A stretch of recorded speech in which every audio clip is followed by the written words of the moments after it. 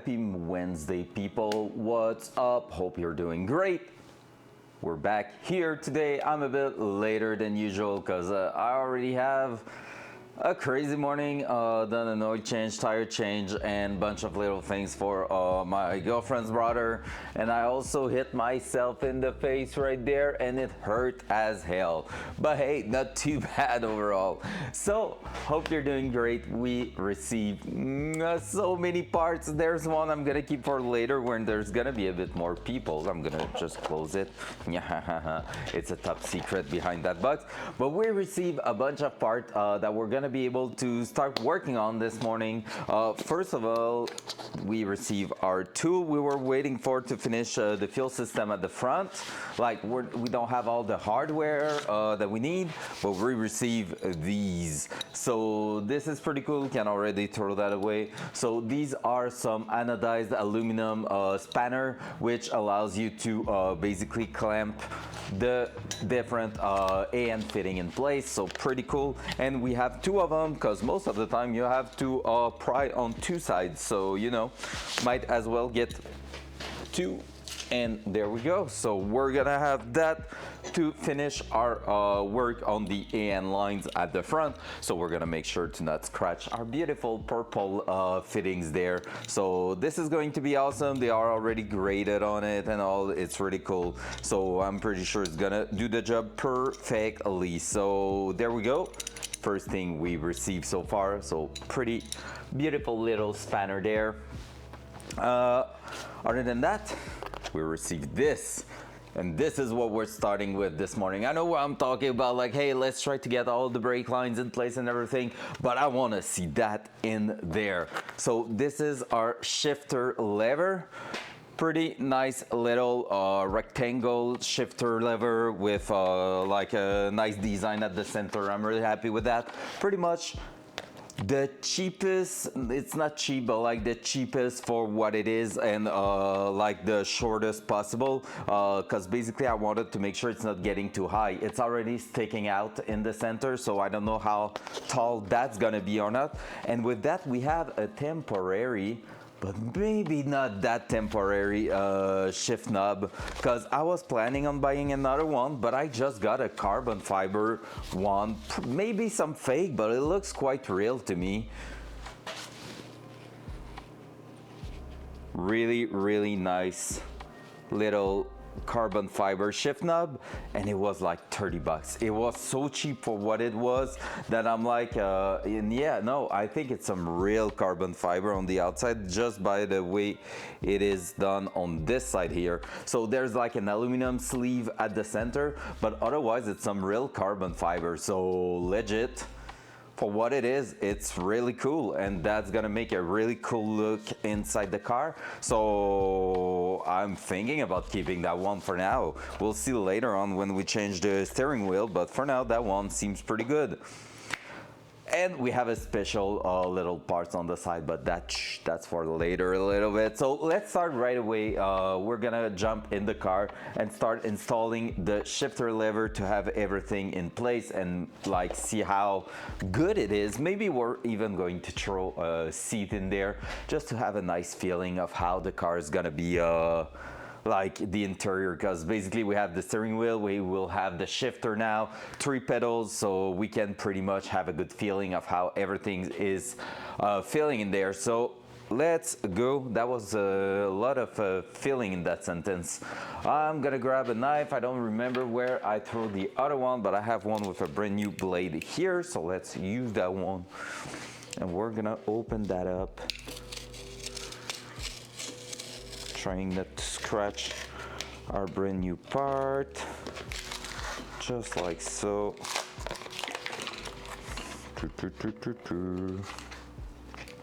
So should be pretty straightforward to install. Basically we have a stud, we have 2 bolts, it should threads right in. So there we go, we have the lever shifter here. Now what we have to do is take the bolts in here, and pretty much there's one going right at the center, which is for the actual shift knob, and 2 going at the bottom, which is to hold on the transmission. That's it. That simple. So we're gonna try to make that happen. They give a bunch of nuts and what's not in there, but like basically we might not need everything because everything is threaded in the car. So really simple process here. We have a hole with threads. We just have to thread that on top. That way we technically can adjust the height, but I want to go as far as possible on that one. So I'm gonna do that, and what I'm gonna do from here is take, is it going to be one of you? Maybe, actually. The one that's missing, I guess. Otherwise, let me check maybe that one here. Yeah, I think it's a win. So maybe that one. Oh no, it's just too big. Shit, I thought it will fit that one. Need to find where are my little, because it's not back in its place. Grr, I hate myself when I'm doing that. I hate myself. So I have on my Allen key somewhere, and that somewhere is a little bit of the problem because it's not obvious. Maybe here? No. In the back here? No. Can't remember where I've used them. And that's the problem. When I remember, it's not too bad. Ah!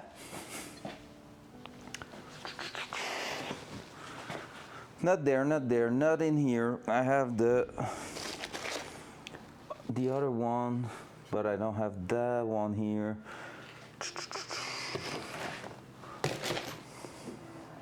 I'm really lost there. I have no clue where they could be then. Oh, there. Hey, easy. First try. So let's see which one is fitting. That one seems pretty good.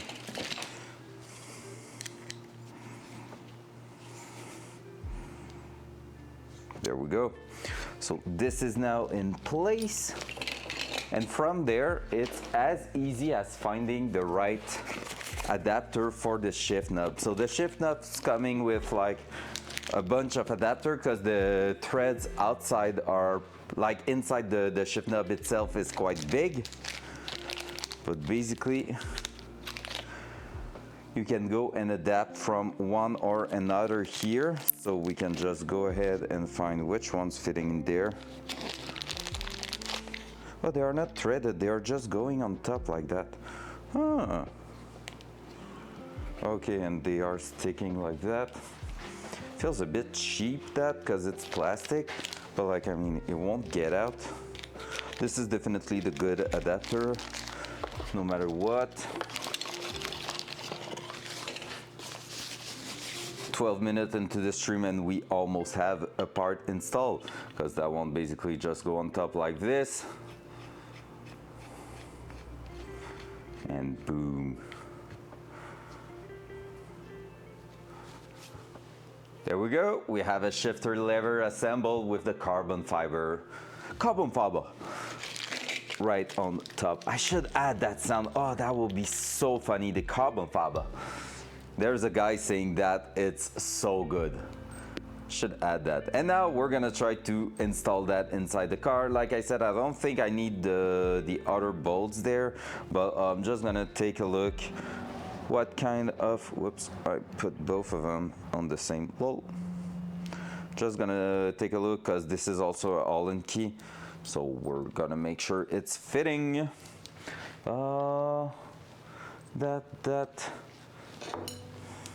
That one's not big enough. Too big. Perfect. There we go. Dual side. It won't work. I re-imported some stuff here, so I need to reconnect it. That's a classic. I always forget about it. Where's my mouse? Was with me over there. Let's do that. Tools. that. Yes. Copy that.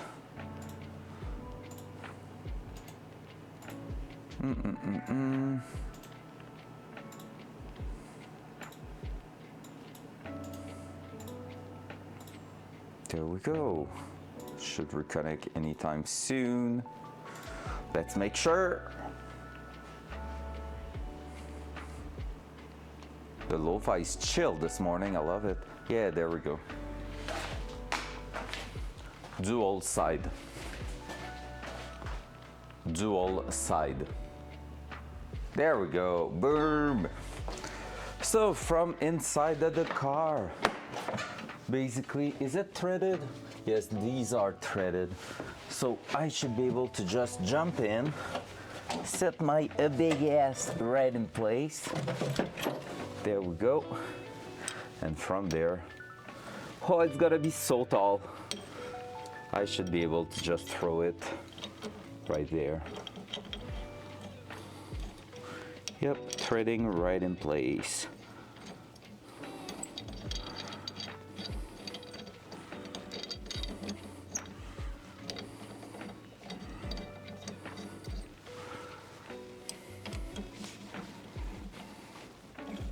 And then it's gonna be almost everything in the right spot. It's a bit taller than I was expecting it to be, not gonna lie. Might change the design of that eventually, we'll see. But technically, this is going right there. I'm gonna finish bolting that up before testing that.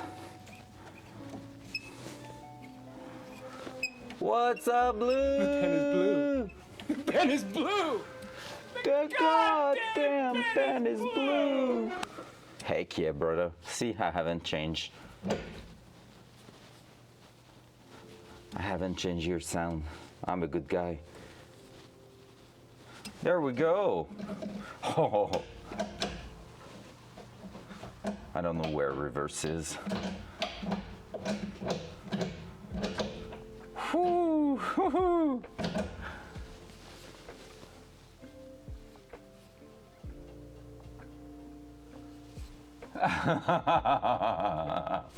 Lol. I haven't said anything. I haven't even seen it. You just had to think about it, and boom, it's stuck in that head. That's tall. Not gonna lie, that's tall. But it's looking freaking sick.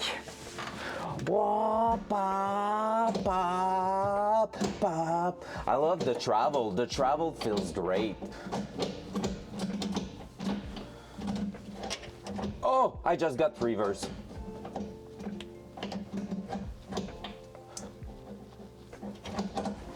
All right, so reverse is there. Feel like,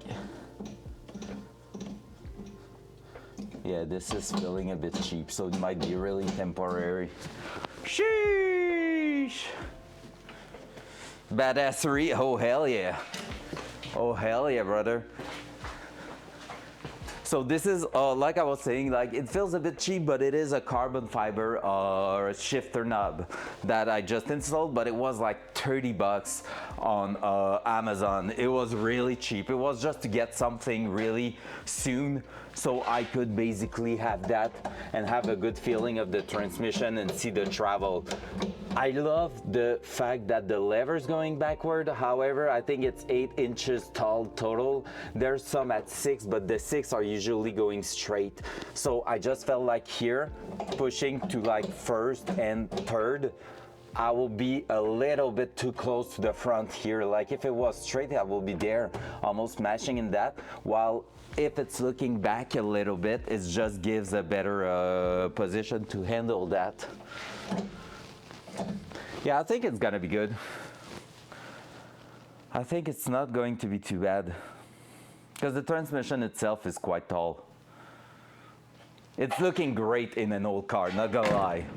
Like, and if we have the rubber boot going up, like if the rubber boot is covering the bolts, it's gonna be awesome. It's gonna look great.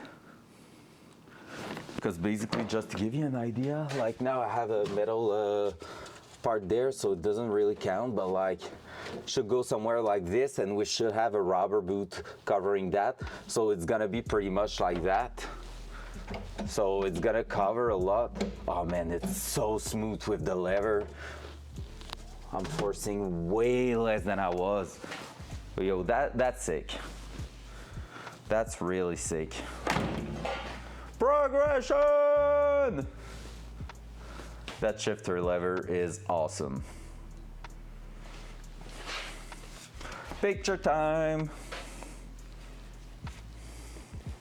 Shit. There we go. Oh, text message. Oh, not the one I was expecting. I don't want to know that my credit card needs to be paid. Well, yes, I want to know, but I wanted to see your wheel for the Datsun is ready. That would have been nice.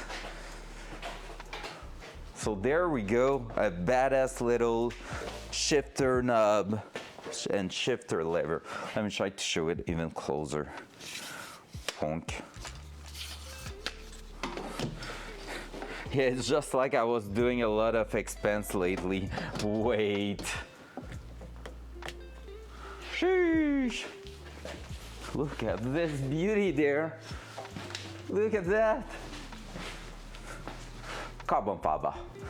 That's what I was saying. I think I'm gonna add also to the stream, like I need to add the turbo noise for like a few hundred points, but I think I'm gonna add carbon fiber.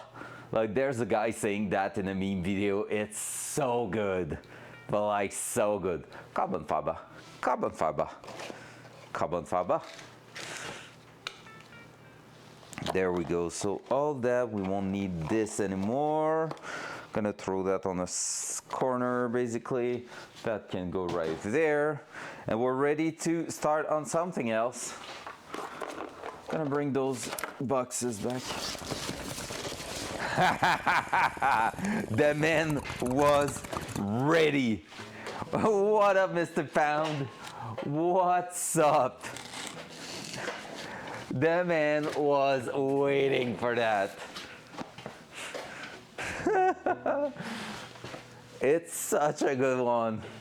Okay, question, is it one that you recorded a while ago or that you just did especially for the stream? Because Hawk told me you have one on TFG stream, right?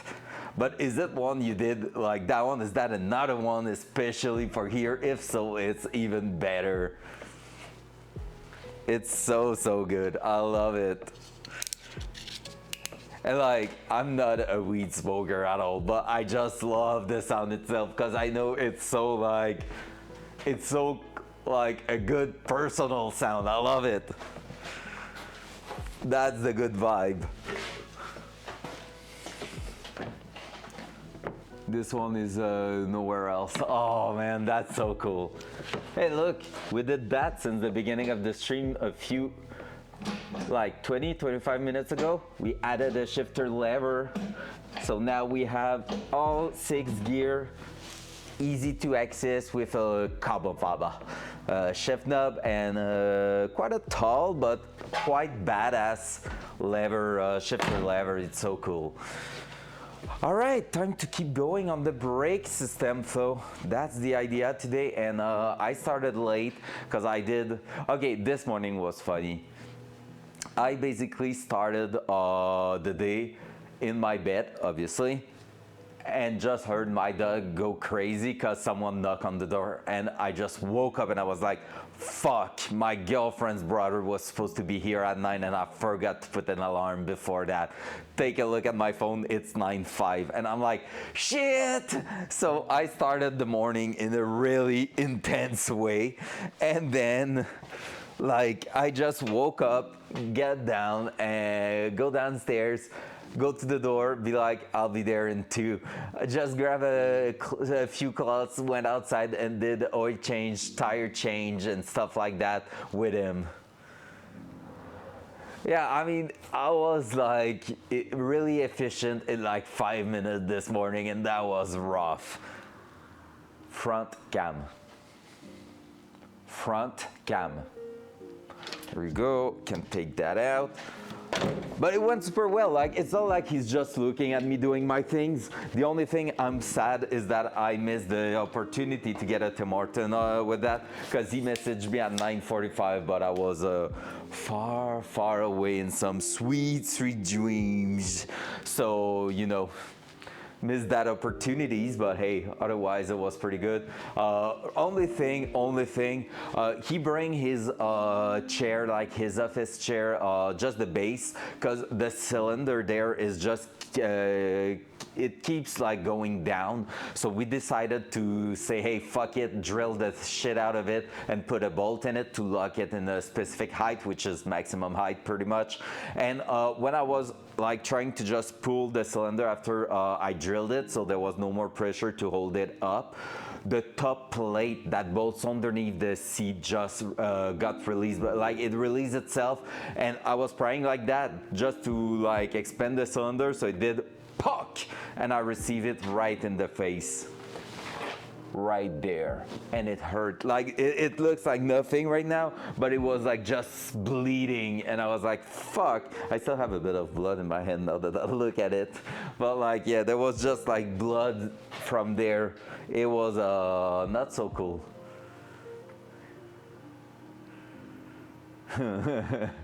Yeah, like basically I knew there will be pressure in the cylinder. That's no big deal. So when I started to go through, basically like oil and pressure started to release as soon as there was a little hole poked in there. But like it's okay. I've done the same thing with chucks and stuff. So I was just like, yeah, no big deal. You just wait a few like a minute or two, pressure get released, then you can drill the entire way out of it. So no big deal. But yeah, when I pulled that, bam, it just snapped in my face, and yeah, that didn't feel so great, not gonna lie. Other than that, this morning, look at this, look how beautiful they are. Boop, boop. This is the special spanner to basically go ahead and connect the AN lines. Like all the fuel system should have been done with that kind of spanner if you don't want to scratch anything. I mean, we did most of it. Everything that was hidden, we did without it. But everything on top, we left that loose. So we're gonna be able to finish that. I think we're gonna keep that for later though, because okay, it's time. I'm gonna show them later on, but we received a special package this morning. We've been waiting for over a month for that. We received the injectors, and that's a big deal. I can't wait to test them in the fuel rail to see if they fit and all, but like this is really cool. And you know, you did a good thing buying from not the cheapest company when you receive them like this. These are 8 injectors flow match together. So when we say flow match with the injectors, basically what does that mean? You see how here this is the Deca EV1. EV1 is the electric connector. 72 pounds is the amount of pressure they are giving to like, it's the amount of, no, it's not pressure. 72 pounds is basically 72 liters per hour on 43.5 psi.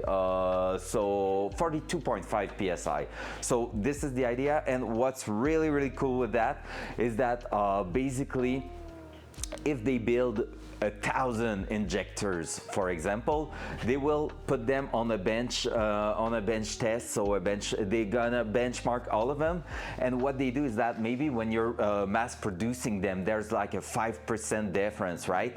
Well, they're going to package them with injectors that are as close as possible to each other. So instead of having like that 5% difference from machining them, from fabricating them, you will maybe get down to about 1% or less than 1% of difference between each other. Yeah, that's really cool for real. And you pay for that. So getting like, if you had some no-name injectors, it will just be like, hey, they are 60 pounds injectors, but one could be 58, the other one 62. And when you put that in your car, basically each cylinder will be reacting differently, which means when you try to tune it, it will always act a bit funny. So first thing first, properly flow match injector. Second of all, we receive something with it.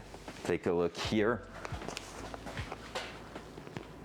We have a USB flash drive included with it, and that's where your money goes pretty much, because this is the data sheet for the injectors itself. So that thing here is the actual data from these specific injectors that my tuner is gonna need to set them properly, because most of the time the easiest thing to do with your injectors for a tuner is to set them when you are wide open throttle. I'm pressing the gas pedal to the floor.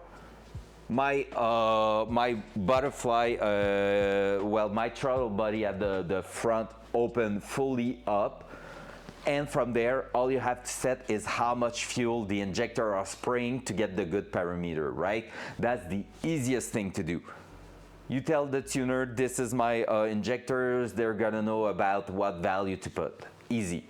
However, what's hard with injectors from different brands is when you are trying to do subtle things like idling, like cruising on the highway, stuff like that, having a cold start. Cold start is another one.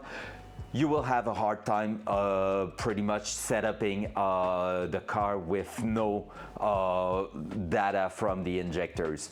Now that little flash drive coming with our fuel injector here is pretty much that exact thing. It's saying, hey, during that process, this is how the injector is gonna be reacting, and so your tuner can take the data from that and basically apply that to your tune, to your map, and make sure that your cold start, your idling, everything's gonna be perfect. So it's just gonna save time and save some trial and error on the dyno. So that's really sick. So legit happy to see them, because yeah, if you were not there earlier this week, I realized at the end of last week that they were lost in the shipping. So they got shipped about a month and a week ago, and I had some updates every day until April 4th.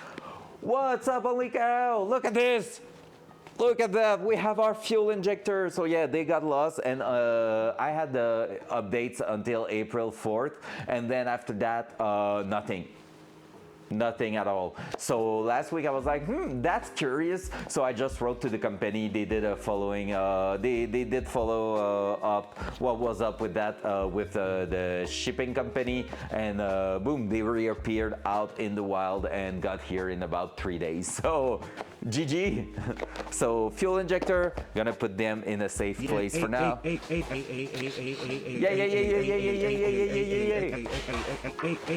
So that's pretty cool.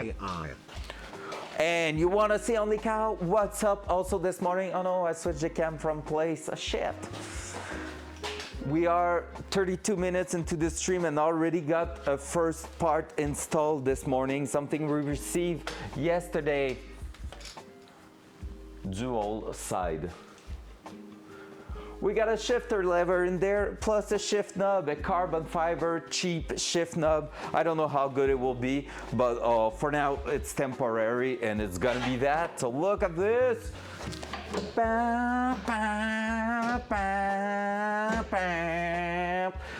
Yeehaw. So good. So good. I really love the design of it. I really love how it looks. Seems a bit tall. We'll see how it is. The shift travel seems great, but it just seems a bit tall. But I don't think tall is a big problem. Like, it's not over the center of the steering wheel, I will say. So it's gonna be still natural to go and grab it right next to the steering wheel to shift. So I feel like the shifting position is gonna feel great. So we'll see. But yeah, so lever's taking a little bit further back just because it's bringing it closer to where it will be, and just putting it away from radio and stuff. So should be good. Front cam. Now, time to keep working on the car if we want to realize the goal of the day, which is a big goal this week, which is brake lines. So let's keep going on that. I took the car down this morning just to show off to my brother-in-law. So he was quite amazed with the progression since last time he saw it. Last time was during Easter weekend, I think. So now with engine intake, stuff like that in place, and like fuel and stuff, he was like, shit, that's starting to look like something. And I was like, hey, we're making progression. So this morning we're gonna keep going on the brake lines for the passenger side there, and then after that we're gonna be moving on to the rear one. So that's the idea here. I think I need to remove that one first this morning. I could work like this, to be fair. Yeah, I have plenty of access here. So I have to remove it so I can throw it behind the fuel pressure regulator and the hood latch. So let's take a look together. Dual side. Dual side. There we go. So basically we have our fuel line coming up through along the firewall here. That's pretty good. We set up a clamp there that was already here for a brake line from a note I took almost a year ago. So if you want to see it, there we go. That yellow mark there is something I wrote at the very beginning of the project last summer, so it feels so weird, but it's so good. And yeah, so basically I'm gonna remove everything we've done so far to throw it behind the hood latch there, so that way my brake line is gonna go all the way underneath here, and it's gonna be basically just in a safe position like that. So the previous one we're going down and moving back up or something, but that one I'm gonna throw it behind that, and it's just going to make it easier. I thought about like just disconnecting the latch for now and throwing that behind. I don't know if it would be easier, because maybe I could just like open that up. Let's see. Because like if I'm removing that, I could just basically slide that behind and in the place I want it to be. Yeah, I think it's gonna be too close here to work. Yeah. Yeah.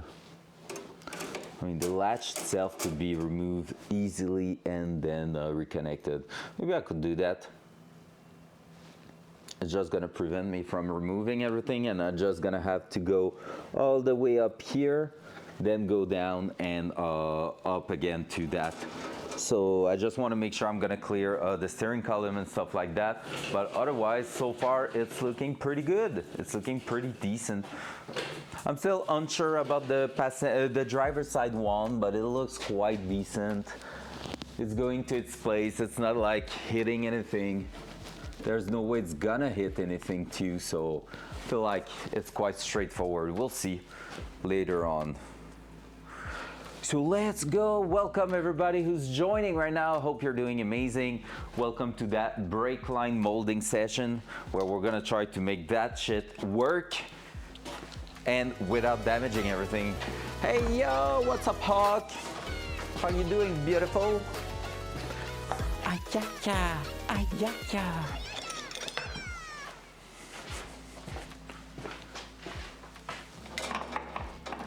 12. We need a 12 mil. Man, I hit myself in the face this morning and it hurts. My left cheek is not doing great. Amazing, man. You're maybe pushing that a bit far there. You want to see? Rebozo. Fuck off. Front cam. Look at this.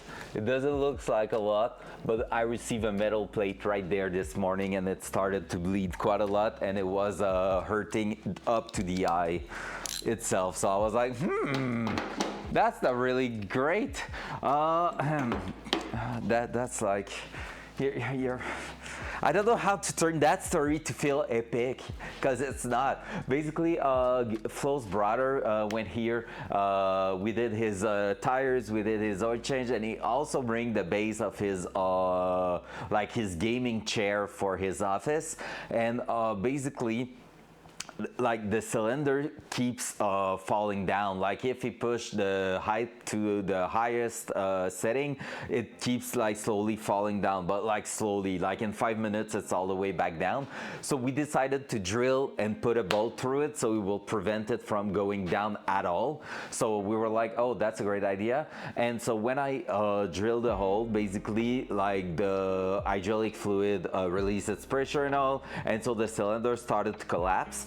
So I took the plate that's technically bolting underneath the seat and started to pull on it, but that thing is just clipped in place. It's not like a screw holding it or whatever. So at some point I was just praying and it just released itself and it went bam in my face. So like I was really not expecting that to happen. So that big rectangle in like quite a thick metal just arrived right on my bone there, so it just like snapped right in my face on the edge. Wasn't feeling so cool. Work injuries are best. Broke my nose at work once with a brake caliper. My buddy said, look straight. 8 hours later, my wife was like, is your nose why is your nose shaped? Oh, my S-shaped. Oh no. You didn't went, like work injuries are not great, but they are not too bad if you're going to the hospital or if you have a work insurance for them. Like you can just go ahead and ask for a break or something. But yeah, that's not ideal if your nose was S-shaped.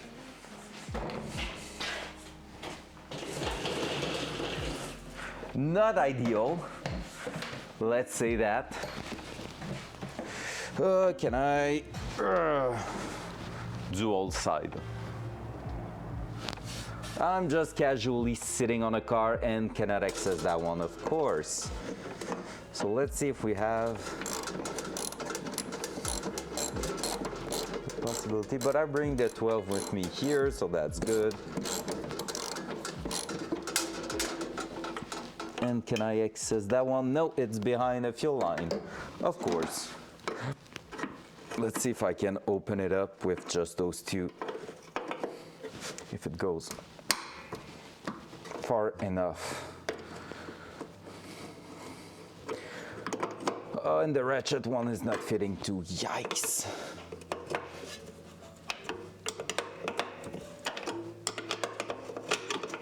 We're gonna have to do the exact same thing to put our golden part behind our strut bar. Oh, can I? Wait, that was supposed to be like that, I think.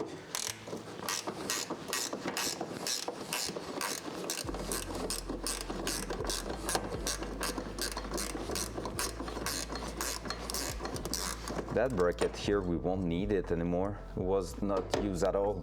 Or if it was, we're not using it anymore.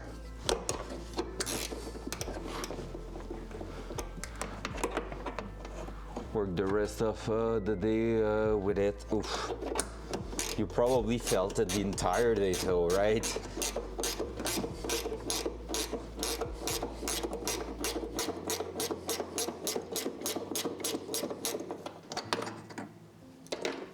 All right. Yeah, boy. Let's just do that. And now let's see if we can just go ahead and slip that behind.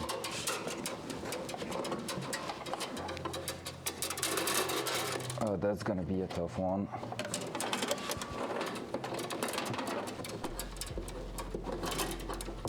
So we need to make sure we're not bending that too much, because we're gonna need to bring back the shape. Just me casually walking on my car.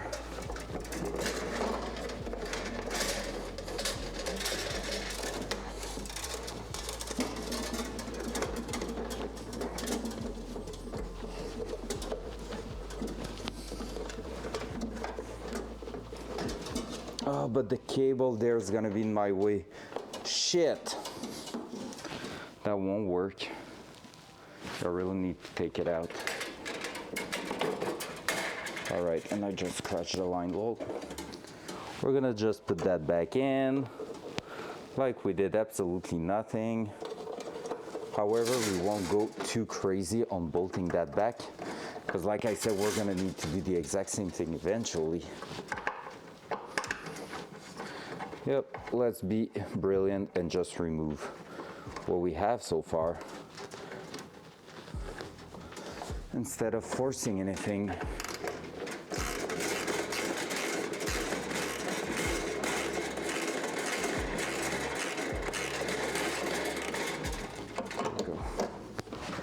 Up there. Oh.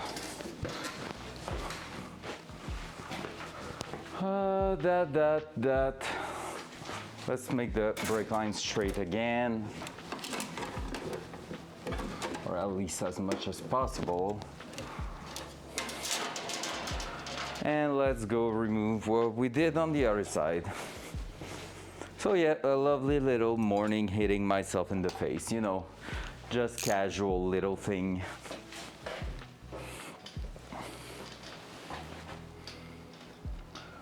Throw you right here. Trying not to walk on the cable.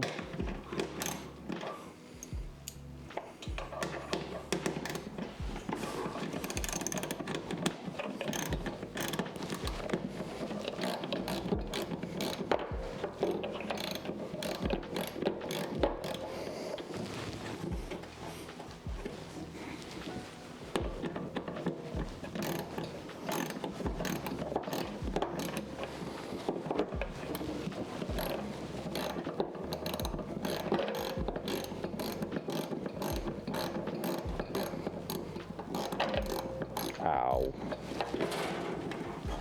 All right, so I don't have to release the entire clamp, that's good.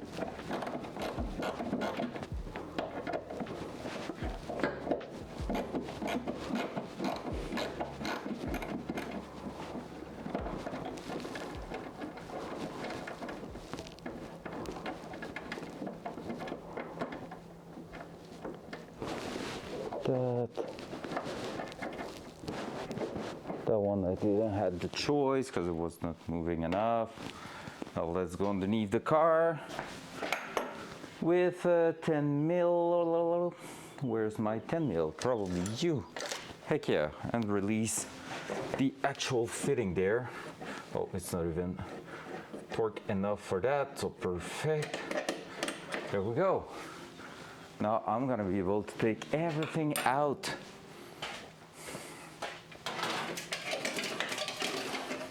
So I just need to find a way to, hey, there we go. So I need to make sure I'm not forcing against it. There we go, this is our shape so far, which is a bit weird. Front cam. So it is a bit odd. We're gonna try to straighten some parts of it, but like we don't want to go too crazy on modifying it because we know how that it's working quite good right now. So what I wanted to do was maybe push a little bit further down on that, just to make a bigger angle, a bigger 90 degrees angle there. And all around here, that's where I was clamped. So this is where I need to shape it back to almost straight, ideally.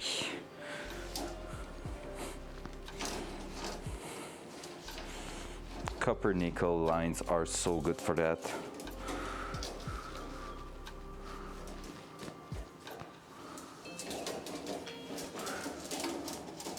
You just shape them with your hand, basically. Just have to go quite slowly with them and boom. Now, let's try to push that through where we want it to go. Dual side. Which is, let me try to push you here. Oh, you missed it, Hawk, but Mr. Pound gave us a good listening to his sound, so that was pretty cool. He was here super early to test it, and we love that.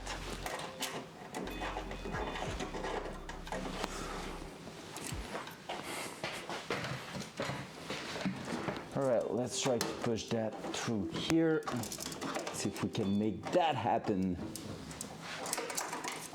That will be great. That will be freaking great. Also, quick question, how long did TFG sleep this night? He's already back on freaking gray zone. I saw that when I woke up. Didn't have the chance to, my computer is not even open inside. Usually I'm always putting a few people on lurk. I didn't have the choice. He's off again, okay, oh. So he did another like quick one this morning and that's it, or was it a reset that I saw? Is he okay?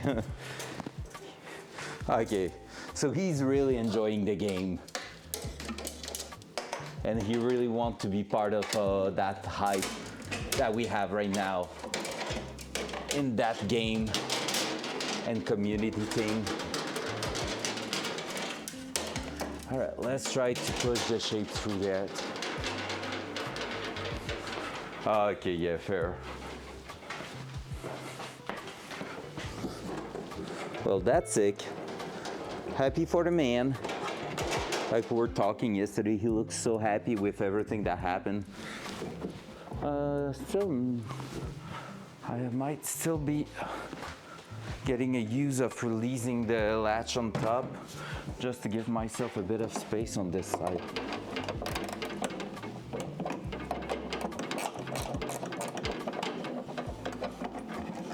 Let's release that. Gonna release the other side and try to press it around.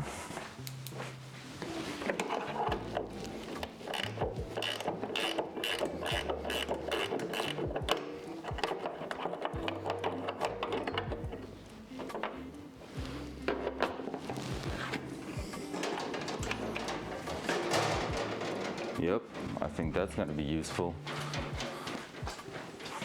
All right, is it possible to press that shape against through that?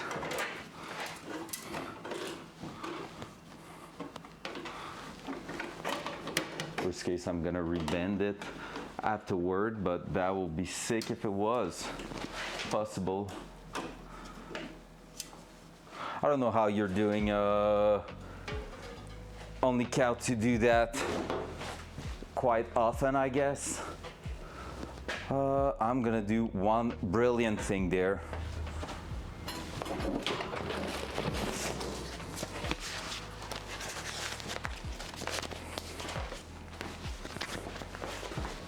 Since I still have these in place, might as well use that to prevent scratching for no reason.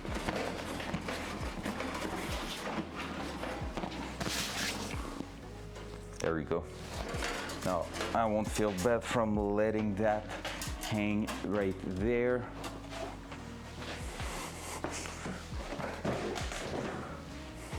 Have you seen what we installed in the car, Hawk?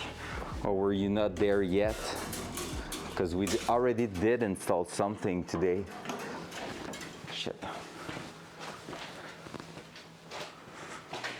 Oh, I was talking about how you're doing your like brake lines quite often. I always think like it's a shitty job just to push them around the car and stuff like that. I will be better removing the entire latch for now. Let's not be lazy and let's do it. It's not even tight in place, so it's just me being a lazy ass.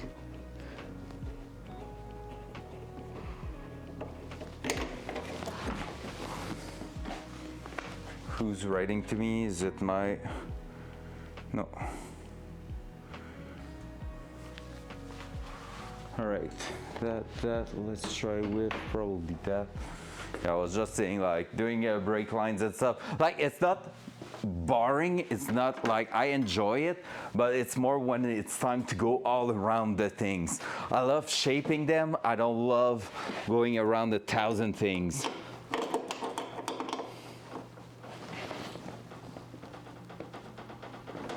So right now, I'm just feeling like everything is a struggle for no reason, but at the same time, I'm not going in the same place. Like it's gonna be protected here. I'm gonna leave a little bit of place for my loom. So it's maybe just me going a bit overkill, as always, hopefully, as always.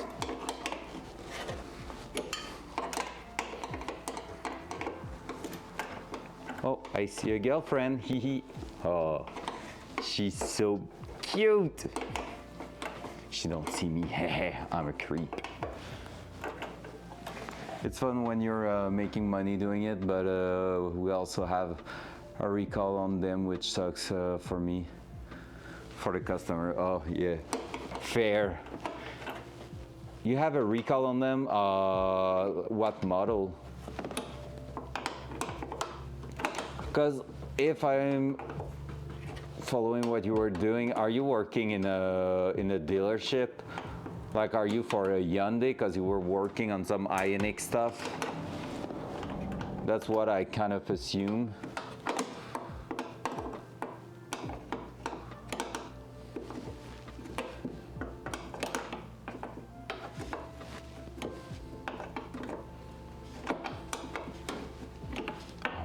So long to release that bolt.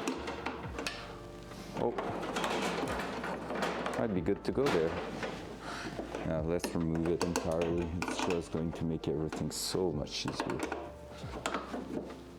until it doesn't close anymore when we put the hood back, but that's a story for another time.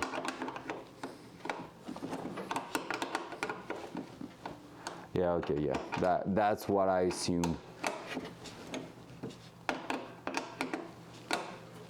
Yeah, so recalls are not your best friend, because that means a lot of job that the dealer has to do for free, I guess.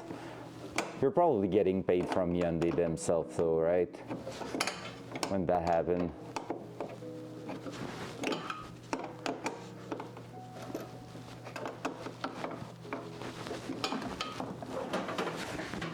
Because I could see that becoming a real struggle for small dealership where there's not a lot of volume and they need to start fixing shit for that are not their fault.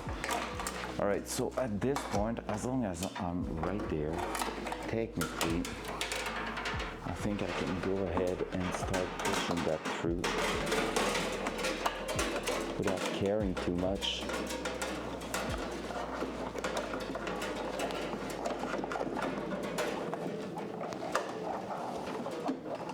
Maybe not. Because it's the cable that's stuck in there. Ah!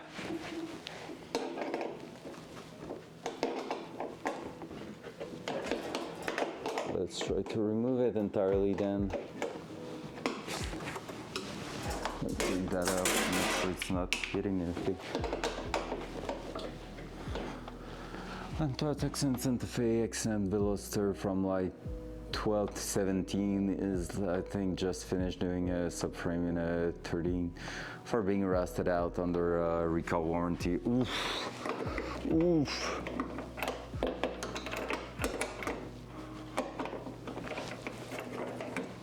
That's crazy. That's wild.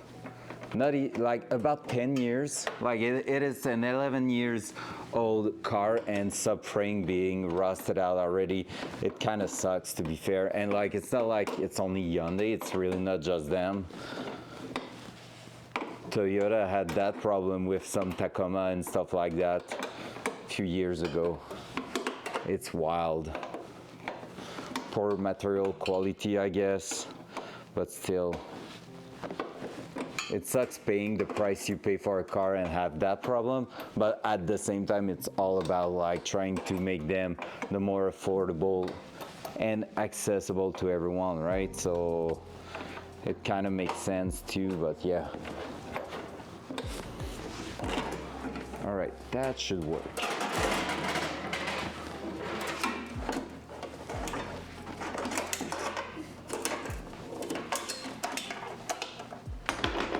Should be able to force it there now.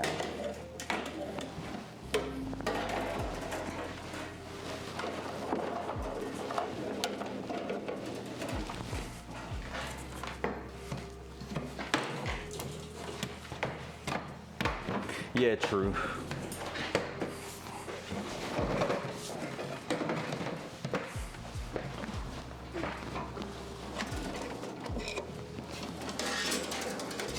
At the same time, like the dealers, like the companies, the brand should be aware that selling car in Canada is not their first time doing it, right? So they should be aware of what's the condition they're gonna get put through and make something about it. Well, I guess that's why it's a recall, because basically it's like their fault for not taking that into consideration while building the set car. I'm bending a part of the line I've already done, so not ideal, but that bend needs to go through, so we're gonna make it go through no matter what. There we go. There we go.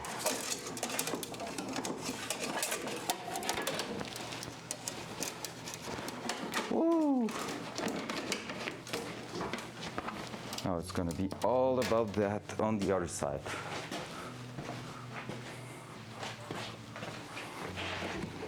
Because yeah, it's not like it's their first year selling cars in here and you can be like, oh yeah, maybe they didn't know. No.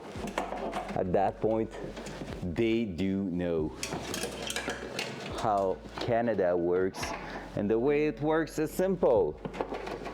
It's winter here, baby.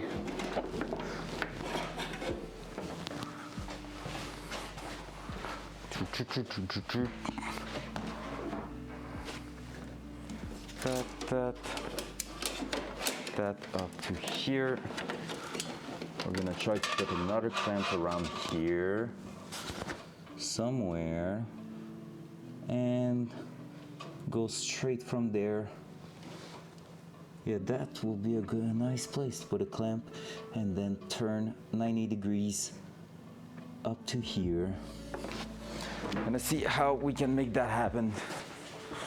So let's try to reconnect our parts right here.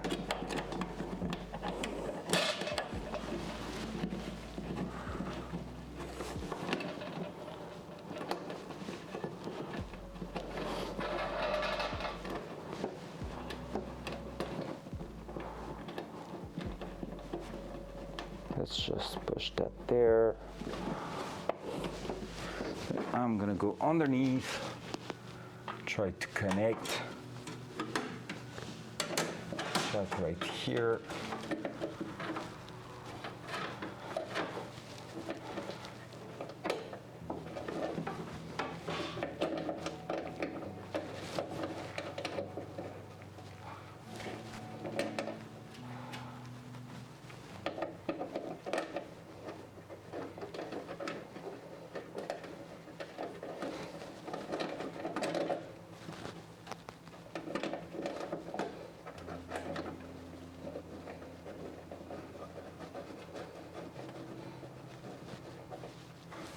So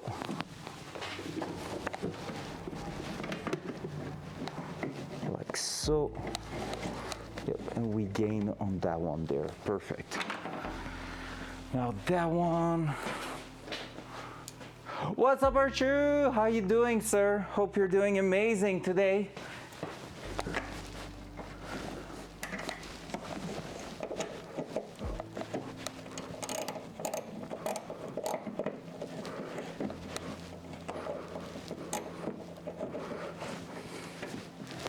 Hard to get access to that. If you guys want to see some new parts I received, let me know. Showed them a bit earlier, but I'm willing to show them again to you guys because you are amazing.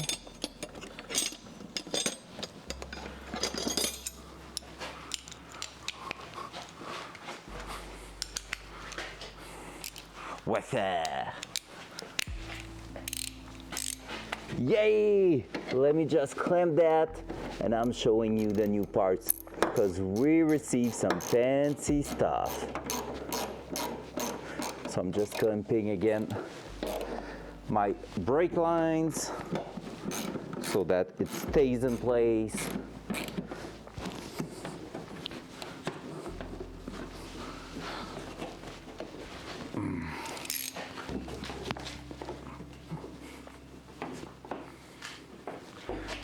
go.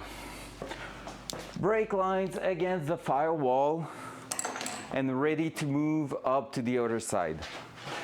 Front cam. Front cam. So, all right, time to grab some new parts. I'm gonna take that wheel away because it's always in my way to go there. Whee! So after a month being lost in the shipping, transitioning from the other side of the world, no, not true actually, it was like right in the US. Oh, what's Kila's on his way to you? Yeah! I knew it already, she told me yesterday, it's Oko! You're gonna see her plushies, they are meh. I'm not in love at all with Minivento, you know, and I was not at all in love with Midnight, so you know, they are just meh. So if you don't want it, can we make a deal and you just ship it to my house, please? Thank you. There we go. Bam! Fuel injectors. So this is some FIC fuel injectors. We just received them. They were lost for about a month in the shipping because the last time I heard from them was April 4th, and now I had to write last week to say, yo guys, you have any ideas where my freaking fuel injectors are? And they were like, so yep. But we got them. Yeah, I will treat you a set of 6 brand new fuel injector and Killa is all yours.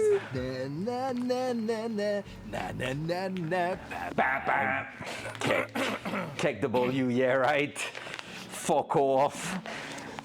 So this is some 72 pounds DK EV1 fuel injectors. So these are big boys. I picked them up first of all because when I was reading on the internet, pretty much FIC was a really good brand that was renowned for fuel injectors, so that was pretty cool. They are flow match. For those who don't know, for those who joined, sorry Blue, sorry Mr. Pound for repeating myself there, but basically what is flow match injectors?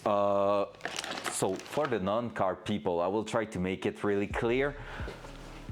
Imagine you are basically crafting 1,000 injectors. From those 1,000 injectors, your procedure is always the same, but the output of the injectors might be slightly different, which will be a tolerance, right? That tolerance pretty much when just crafting them could be around 5%. So that means on one side you could have about like 60, like these are 72. So you could have 68 pounds on one injector, 72 on another one, 76 on another one. So you could be all around that and have difficulties because basically each cylinder will be reacting differently. So when we say flow mat, is that it's because on 1,000 injectors they crafted, they want to make a set of 8 like we have here, and so they're gonna benchmark each of them and put 8 of them that are really close to each other. So they brand the thing as 72, but they could be 71 or 70, like 72 is the brand, and then they match all of them. They could be 73 also. So basically from there we're gonna have something that should be within 1% of tolerance between each other, which makes the thing way better, because when you're gonna set the computer, enter some data, well, you know each cylinder is gonna be working in the same way, which makes it more reliable, easier to tune and everything. So first thing first, flow match. You're paying for that, obviously, but it's really worth when doing a high power build, just to make sure it's worth. Second thing, and that's where I'm like stoked about it, we receive a flash drive with that. why do we have a flash drive with some injectors?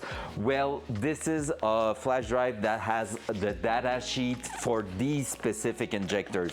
So basically they tested them, and they record the data on the data sheet that they put in there. It's pretty much a spreadsheet with all the data in it, and I'm gonna be giving that to my tuner because the data sheet is super important for fine-tuning and for subtle changes in the injector behavior. Most of the time, that happens at idle and cruising situation. It's easy to adjust an injector when you say, hey, my engine's going 100% capacity because I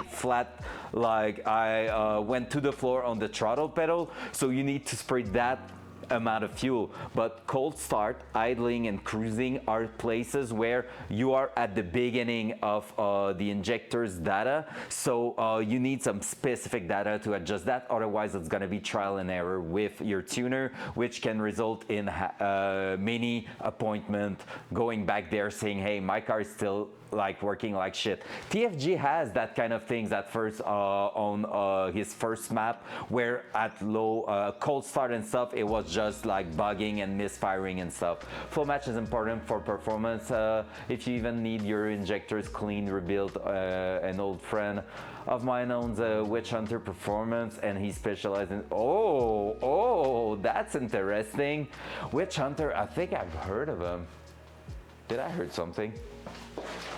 No, I think I've heard of him before. I don't know. No, I don't think it was them. Because I have a friend of mine who has a 600 HP Subaru Impreza with the like STI block in it, but like it's a freaking intense build, and he's racing it and all, and he had problem with his injectors right now, and he had to send them to a place to make sure they were okay. When he sent them in a local shop, they were like, we don't know, and he had to send them in the US. So I don't know if it was that. I can check actually. Imagine that. That will be crazy. But that's good to know, honestly, because yes, you have to maintain your injectors eventually. Let's see. I know he put a picture on his Facebook, so I'm gonna make sure.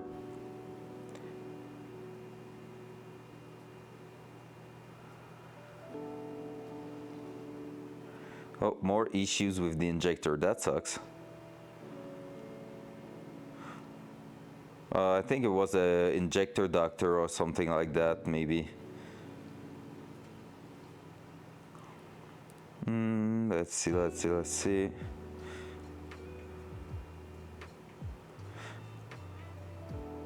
Yeah, injector dynamics. That's the one he sent them to, so it's all good.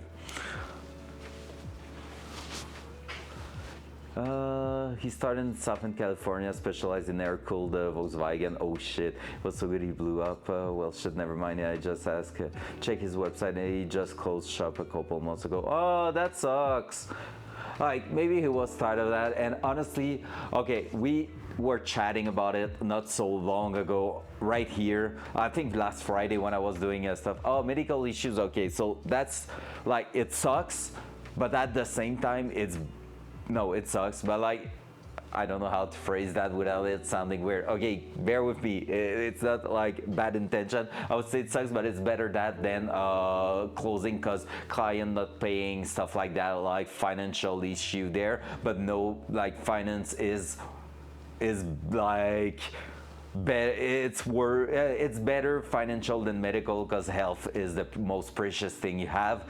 But like, yeah, you get what I mean there. Because basically here in Quebec, I know a few shops who closed because clients were not paying for their bills and stuff like that. And honestly, we were talking about it last Friday. If I wanted to keep going, and like right now I have a 3 months contract starting soon for cinema stuff, but it's gonna give me a bit of time to think about what I want to do here, because I want to check if I could have a license to do some mechanic at home, and I could be trying to go, it's bad to have to close, not bankrupt, yeah. And basically, like I was thinking about, hey, maybe I could keep going on streaming, but make a bit of money out of it, because like here a shop of tuning is $150 per hour. So even if I was asking like $40 or $50 an hour, if I have the license and I'm streaming on top of that, if I have people that pay for their build, like they pay for their parts, bring them to me and everything, or give me an like let's say $10,000 to work on their car, do that and that, it will be fun to stream it. And like at $40 an hour, for example, I wouldn't mind streaming it, and like right now losing a bit of time chatting with the chat, because yes, you're paying for that, but you're not paying $150 in a specialized shop. You're paying for the content itself, and have ultimately a video on YouTube of your build getting done. So anytime you need to refer to that, know what was done to your car, you know it's there. So like I'm thinking about it because I love my job in cinema industry. I really love that, but at the same time I want to keep going here. I feel like we're on a great momentum. Even if the stream is not like popping with 100 people in here, we're having some quality time right here, and it's really fun to go around projects. I know a bunch of friends who will be willing to pay me for a few projects. Like one of them has an MX-5, and so that will be really cool. Yeah, I feel like there's something interesting. I know a bunch of YouTube channels that were pretty much doing something like that. Like since they were monetizing and the build with YouTube, they were charging way less per hours. And the thing is, when you do that, like it makes the other person happy, but at the same time they also know you're losing times, because like just filming for YouTube, setting the cameras, talking about what you're about to do it, install the things, you know, it consumes times. But like at the same time here on Twitch, it's a bit more straightforward, where you have moment you're chatting, but after that you're working on the car. So that will be cool. I could keep a rhythm of 6 hours a day and it will be like viable, but like after that you need to find projects, stuff like that. So it sounds like a good model. It can be a bit shitty because like the economy is not really great right now, so there's not a lot of people paying for bills and stuff. So it's a bit like, and I'm not an expert also, let's be honest. Like I can probably weld exhaust stuff and things, but I'm not great at that yet. So people need to expect like, if they pay $40 an hour, they will have hopefully better than $40 an hour job. But like they cannot expect the guy doing that 40 hours a week, week after week after week for the last 5 years to like quality. So you know, it's that part that's a bit scary also.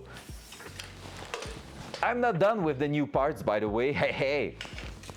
Dual side. We got a freaking shifter this morning. Let's go! So we installed in the first 30 minutes of the stream a shifter lever plus our a little carbon fiber shifter knob. So here we are. We have now full access to everything. We even found our reverse here. So that's pretty neat. So really happy with the position, bit of angle bringing, the fact that it was a bit forward, now it brings it a little bit more rearward, but with the seat and everything, I feel like it's gonna feel great. It's a bit high, but like it's not that bad. It's like at the same level of the middle of the steering wheel, so when driving like that, should feel pretty smooth to go from left to right. My sim racing is a bit like that and it feels great, so. Are interesting. So I've owned my own shop before and people get weird about their cars. I've had a few customers I had to call cops on. Yeah, and that, you see, you're not the first one. Needs to be set up front with customer on the job like you're talking about, where the time isn't as crucial because you're not working flag hours. Sorry, my brain is just playing devil's advocate. No, I know, and that's, I mean, my brain's doing that all the time. Like, it's a really hard thing to decide because basically on one side I have pretty much like a job where I don't give a fuck and that's not true. Like I care about my job, but like I have a job where I have a list of tasks to do. I'm doing them. I receive comments about what I did, and it's artistic. So change the color of this, add more shadows in there, like stuff like that. I do that straightforward, push that. Like the customers, I'm not dealing with him. But I've also worked in like shops and stuff like that. And like my dad owned a business where I worked there for a while, and weird customers can be really annoying. Now you need to pick them well, but you never know. Like someone who seems to be serious and really okay will probably like could probably potentially become a problem halfway through the project. So that's why like paying in advance is important. Make them pay for their parts, and that's honestly a rule I'm not even following every time. What's up, chef? Yeah, people feed that shifter knob, man. Look at how good that lever is. Front cam. Front cam. But yeah, so I really agree with you, Archie, on that, because like it's legit a big thing. And like for friends and stuff, like it happens a lot. I just paid for parts. And what's up, chef? You bring the best gifts possible. Wow. Wow. You the best. Thank you so much. Thank you so much. Sparkling heart to your face, biatch. Get some food. Thank you. Appreciate that. Sounds great. See you back in an hour. But yeah, so basically what we're talking about, Archie, yeah, I feel that like I have friends' cars sometime here, like right now I have one where I'm basically like buying the parts, getting the job done, and they're like, I'm buying the parts. I tell them, okay, the parts will be that amount. You okay with it? Yes, no worries. Do you want me to transfer the money right now? And I'm just like, nah, just give me one transfer when all the time and all those stuff is gonna be in there, pretty much. Cause like, and I'm always like super gentle on the pencil there, cause like my way to go for friends and family is really simple. If they have like a quote in the garage, by the way, only cow, do not listen to that because you're gonna be pissed. But no, I'm not in your region, so you don't care. But basically for family and friends, when they have a quote, I'm just taking that and making sure I'm about 50 to 60% of that price, everything included. So time, parts, if the parts cost more than I was expecting, I'm reducing a little bit the amount I'm getting out of it. So I'm always trying to fit in that 50-60% value, which basically like for brake or change, stuff like that, it's cool for them because like brakes are freaking expensive. Like it's an expensive job, but when they get here, like they know it's gonna be fine, everything's gonna be all right, and like it's cool. But yeah, now if we are realistic, that business model of grabbing cars, bringing that here, working on them on stream, it won't be only friends gravitating around that. There's gonna be some nobodies, I have no clue who they are. And because of that, it can get a bit weird quite fast. It can be quite fast before it gets weird. It gets weird because like you don't know people and you never know how they're going to react, so it sucks. All right, let's keep going on that brake line now. Need to make sure chef's not coming back to me still chatting with nothing done yet. So yeah, it's always, and like, I mean, technically my last year was an adventure with that car. Like, how come in February we got to 100 sub on the channel? How come I met so many people in here, people that I've been somehow helping? Like there's a guy who's he might be here right now, but like who's here lurking a lot, and he's living, I think, in the same city or close to the city I'm living in, so which is Quebec City, by the way. And like, so how come like he found my channel and decided, hey, I'm gonna do a big job on my car from there. How come like Frankie, who's in here from time to time, just got motivated with the channel, like, and told me, hey, you know what, the Mustang right now is on jack stand ready to get the exhaust and transmission out because of your stream, because it was laying in the grass for the last year or so. Like, it blows my mind. That's an adventure, but that's a really positive adventure. Now, dealing with customer, it's a different kind of adventure sometimes. Dual side. Yeah, Chef has been a Chad there gifting you that sub. He's so cool. It's his third gift sub to people from TFG community lately. It's so nice of him.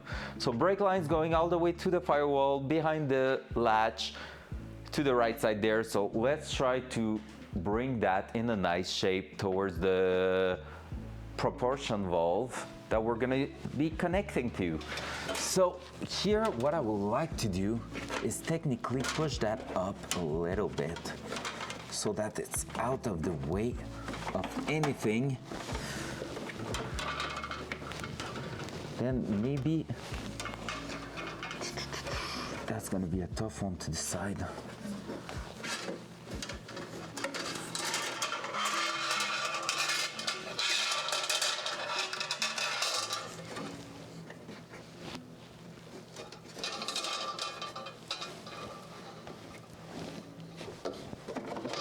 Like, that's pretty cool.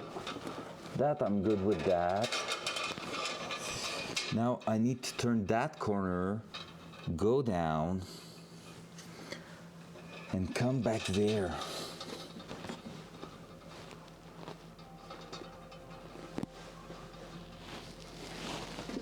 I was doing that, or that clipping there, because I need to make sure I'm not gonna be in my throttle cable.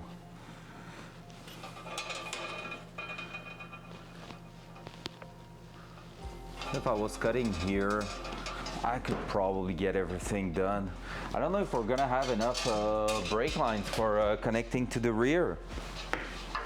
I don't know if that was my brand new tube or not, because I know I had some from a previous build, but I can't remember if that one is the one I ordered for that car, or yeah, I think it is. I do not have some more. I thought I had some more somewhere in here. Oh well. I'm gonna try to minimize the amount here that we're losing. So yeah, we're gonna cut right there. Yeah, we might have enough, or close to enough. All right, let's cut that, because otherwise I won't be able to really make it down there. Or maybe, let's try it. Because if I'm just swinging like that,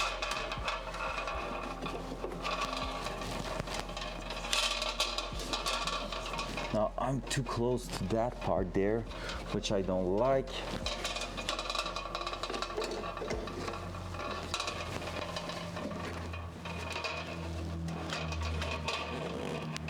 Now that could be pretty good, but I'm gonna be welding there, which is not that great. So I need to make sure I'm bringing that up right there without kinking that. All right, I know I can cut there and be really safe with that.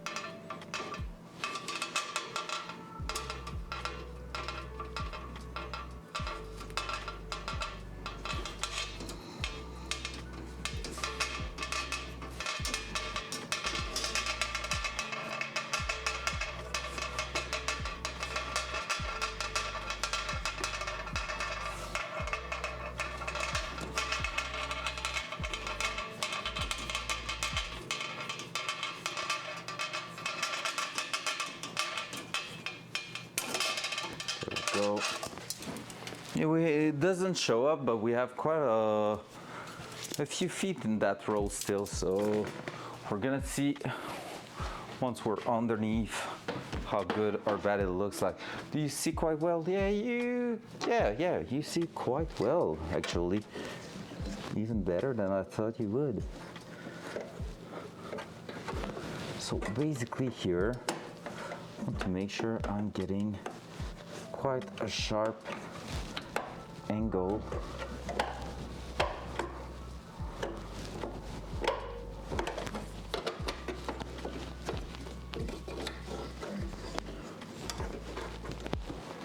So I can get to that.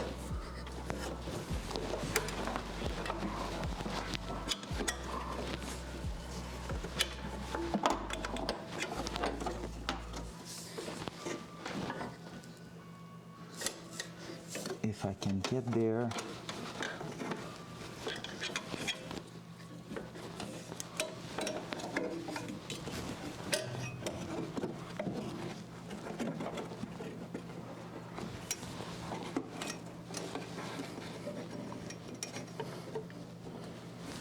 I could connect that there.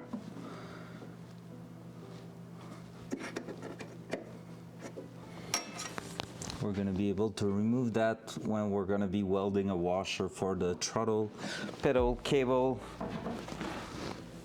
But other than that, if I'm finding a bolt fitting in there, we're going to be able to clamp it really well in place. Need to find one of the old bolts that were down there. Pretty much, and one of these should be the winner.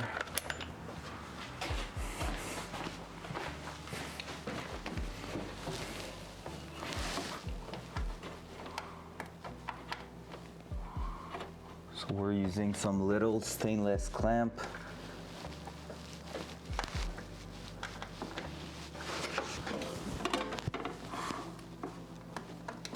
It's not working, that one. Which surprised me, to be fair. I thought it would be that one. So I do remember removing one there that was looking similar to that. Maybe I just need to start it with a wrench because it might be rusted out a little bit. Yeah, let's try that with a little ratchet. Up.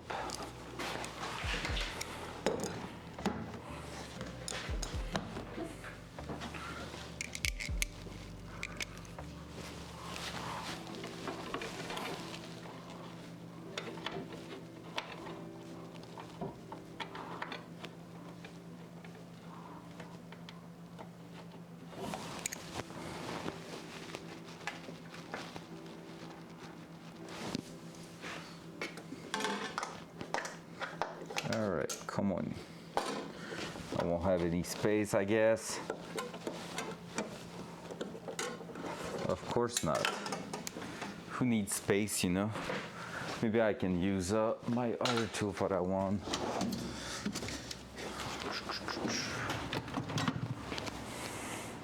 And go slowly there. 10 mil.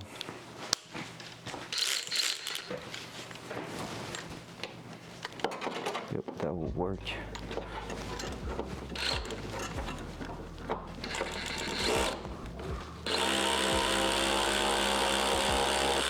Yeah, it's threading, so we could be using that.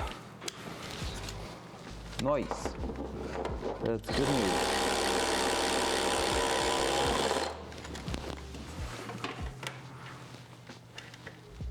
It just really threaded hard in there.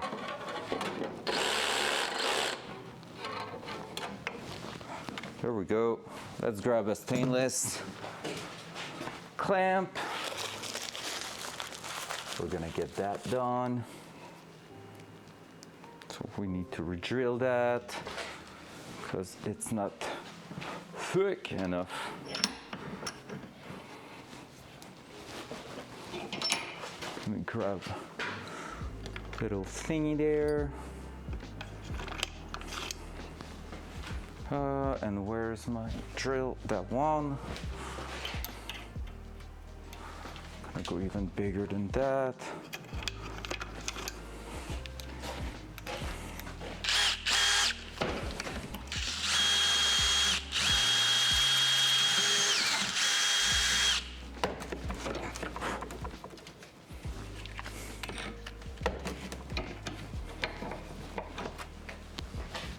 Is this working? Held it. Yeah, boy. So basically we're going with that little stainless steel clamp. So all we need to do is to bring that down there, start bolting it, bring our brake line in, finish bolting it, and it will stay there.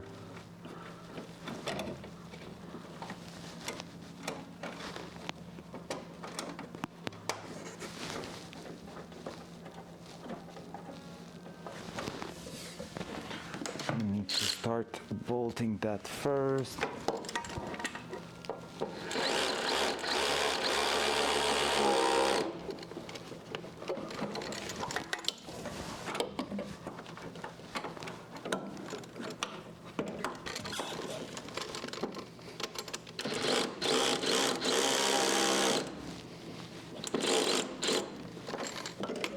There we go.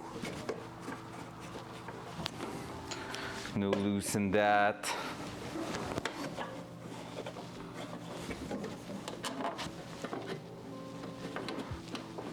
Worst case, we can always go down there and do that. But I just feel like this and this is pretty much the best. And now we just need to bring that to the side.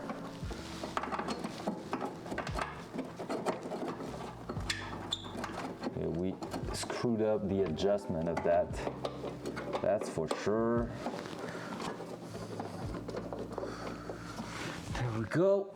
So brake lines will be protected that way, and now all we need to do is to bring that one here to its place.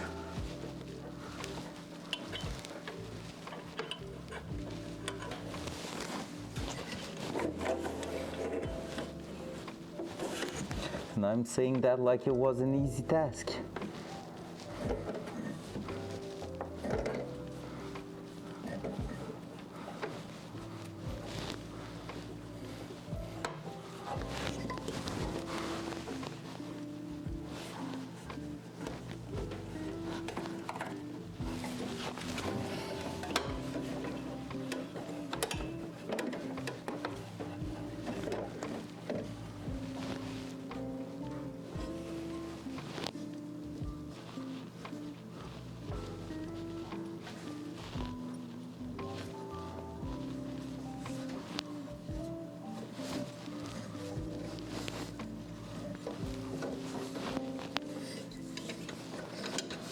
Take care of what I'm doing now because I don't want to kink that too bad.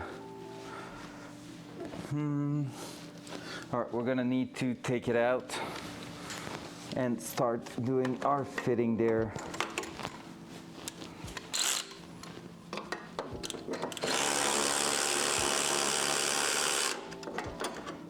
Make sure I haven't damaged it because I just felt it do something weird right now. Close call. It's okay. So right here, right now, what I need to do is that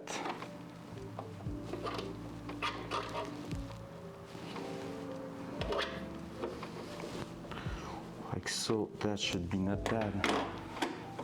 All right, we're gonna need to try to crimp it in place, I think. I don't think we're gonna have the luxury to come back to the bench, so YOLO time. There we go. I know it's doable. It's just like I'm not fully used to that. So we'll see how that's going.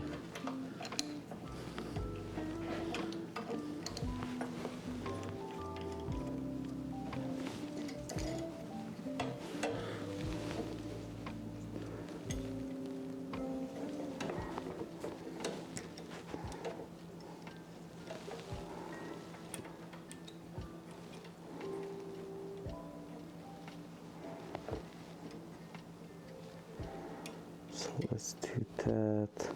Seems pretty good there.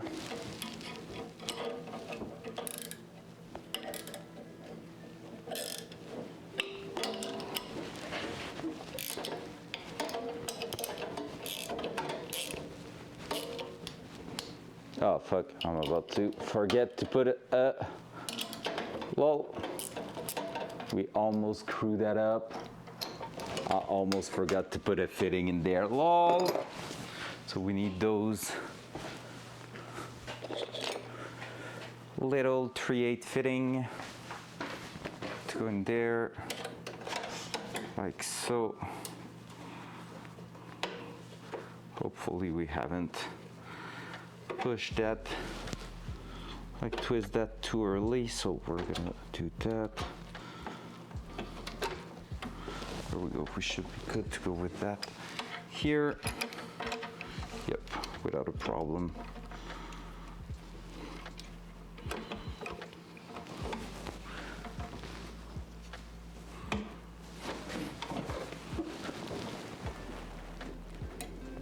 Let's take our spacing measurement, we're too high there.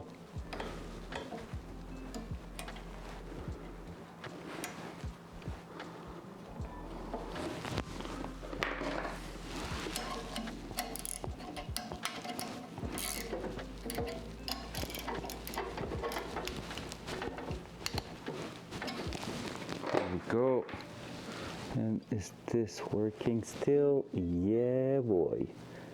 Let's throw that in there. Now let's bring the other part of the tool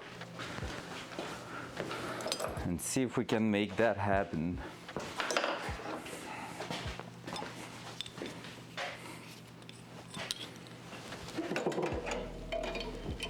We're gonna do that. Gonna do this.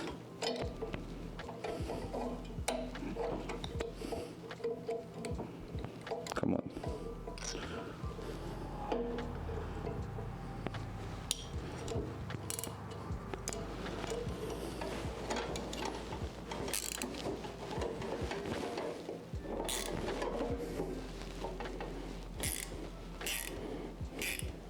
I don't think it will be possible to make that with some stainless steel line, but with these it's pretty straightforward. We'll see if we did a great job there. Hopefully we did.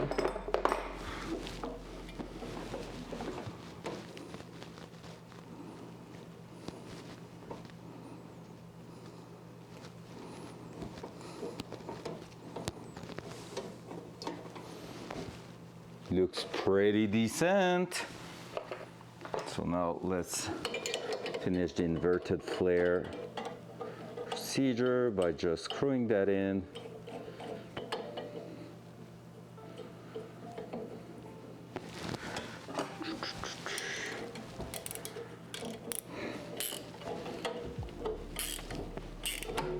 There we go. Don't have to go too crazy on that one basically, because otherwise they're gonna end up crushing the sides too. Just need that inverted flare in the center and we're good.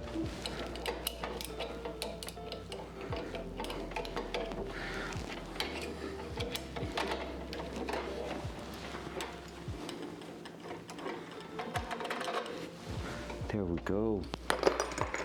From there, hopefully we're gonna be good to push that back up, but obviously it's gonna be a hard one to do. There we go. Hell yeah. So now, let's try to connect it from here first. So we might just need to go like that. Actually like this.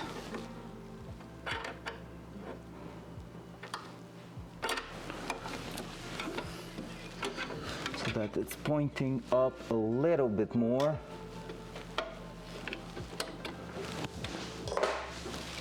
And like that. I think it just got in perfectly there.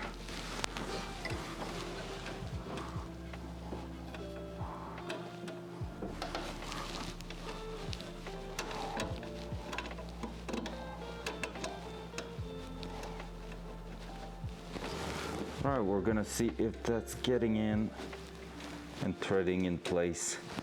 If so, that will be fantastic. But I'm not sure yet. Really afraid with that being kink a bit too much. If I had to say something, it would be that. Needs to go a little bit more like this. We got this, right, guys?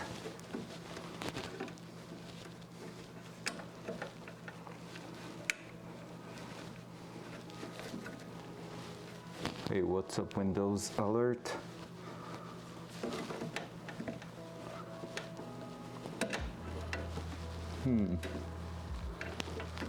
Having just a little bit of an issue to start it.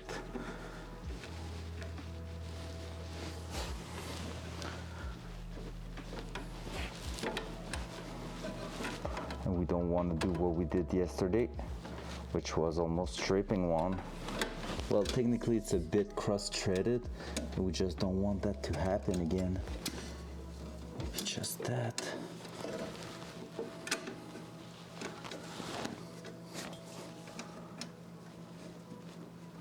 Oh, I think, oh no, I thought I got it, but not yet.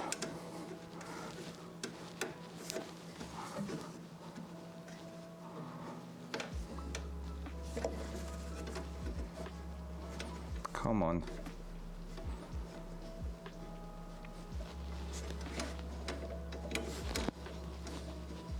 Is it started?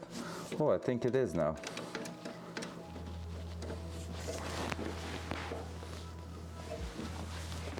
Create there.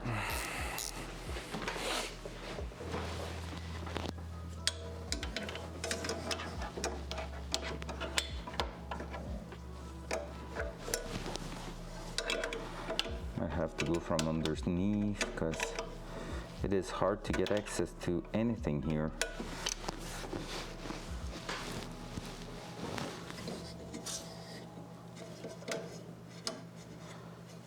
Because yeah, I want to finish bolting that down before throwing that one again there.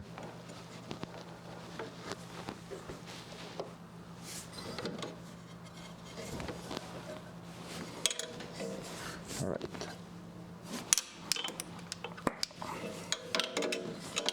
Let's give us a bit of space. Okay, I got it.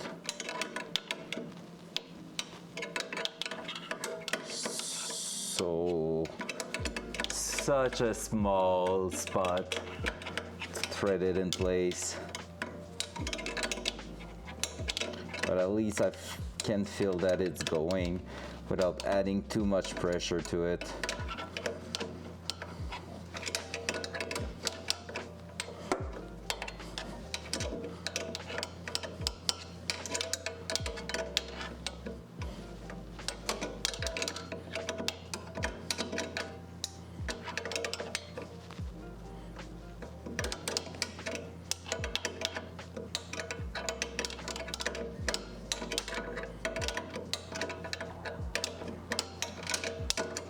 I have to twist the wrench like 180 degrees between two moves before going back to the beginning. We got this.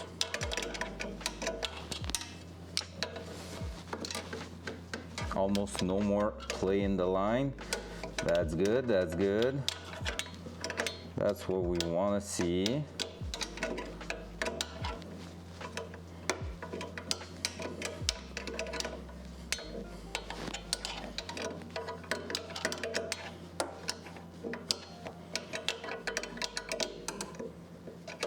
Oh, and we're getting tension now.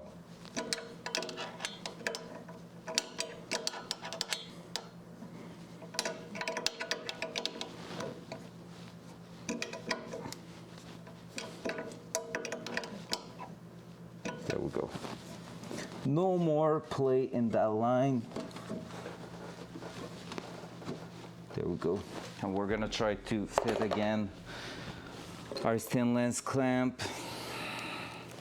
see how that's going. And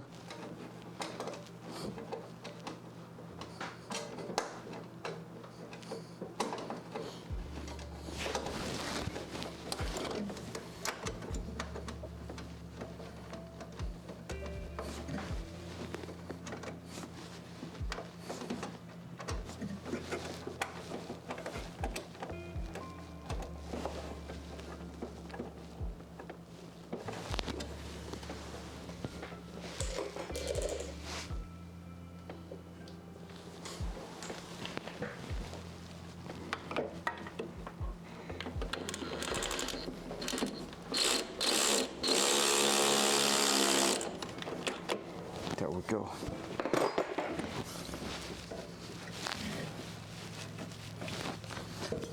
Far enough from the actual exhaust, far enough from the steering column, all the way up here, all the way down at the back there. Could be pretty much going right there. Gonna depend how we need to expand that hole, but there we go.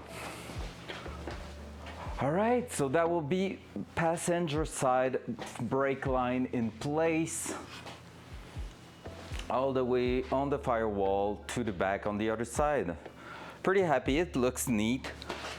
Gonna finish bolting that up at the bottom here. Boom.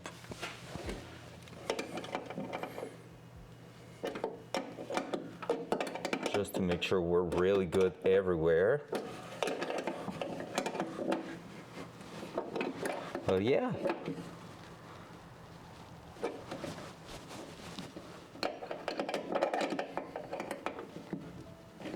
Even here, everything's great. Fully bolted in place, ready to get bleed. Far from the exhaust path there on this side where the downpipe should go.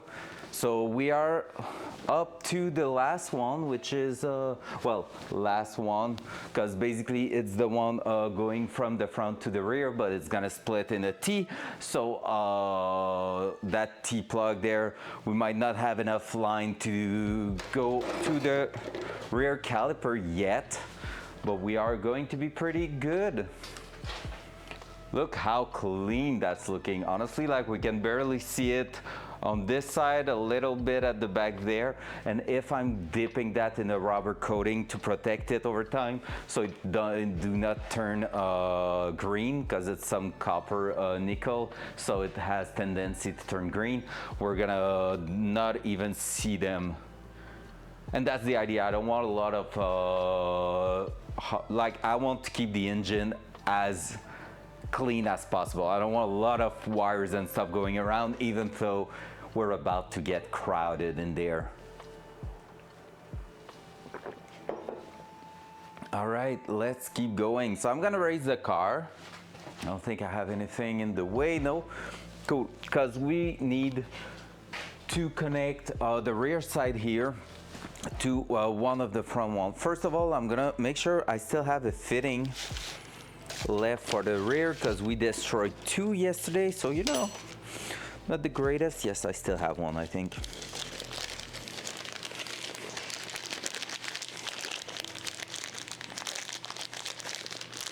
I'm gonna need to search for that T separator and decide where we're mounting that at the rear. So rear output right here. Let's make sure it's the right one. Pretty sure it is.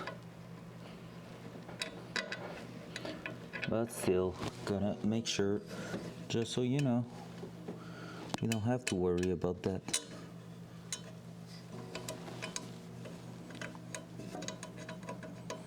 Better test than assume.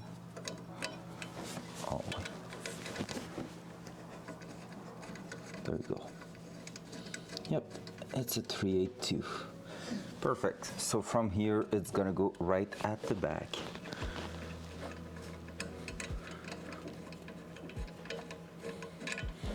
We are going to need some Cerakote for that. The only thing I will change to that passenger line is not going back straight to that, but maybe go further. It's the steering column that was in the way for that.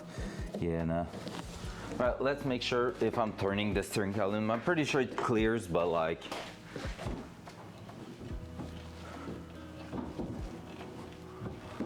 Perfect, we're not hitting anything. Just so you know, wanted to make sure that I wasn't hearing the joint slamming against it. Scav react. So clean. All right, let's keep going. So from there, gonna raise the car up, need to connect that. And then we're gonna be looking underneath where we're connecting that.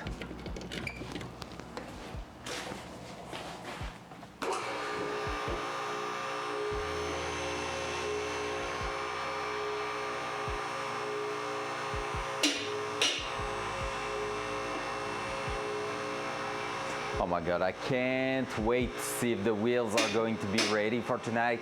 I need to keep an eye on the time because basically if the wheels are ready, I need to go to the school earlier.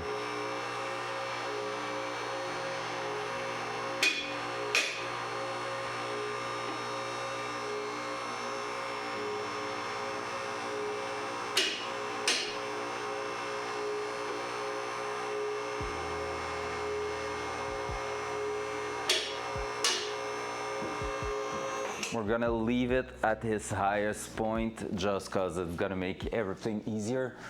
So yeah, there we go. If you wanna see also where the line's getting in, look at that, you can see it right there. That's the line, that's the brake line going underneath the frame rail to our actual pedal. Well, not pedal, but caliper on the right side. Easy. What I wanted to do. Oh, yeah, check if I receive. I don't know if I can text them back.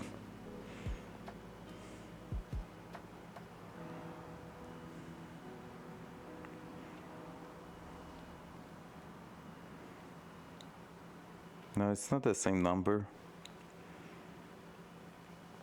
Might have to call them. Maybe later. You know what? Just before I jump on the rear brake setup, I'm gonna call them. Oh my God, it moved again. Okay, yeah, we really need to do something for that.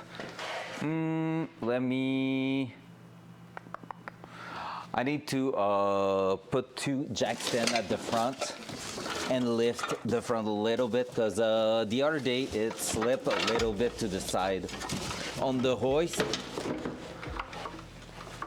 And now I just saw that it's about to get like, it's about to go nuts on one of the legs right here. So we're gonna bring that down because like, look, it's not secured right now.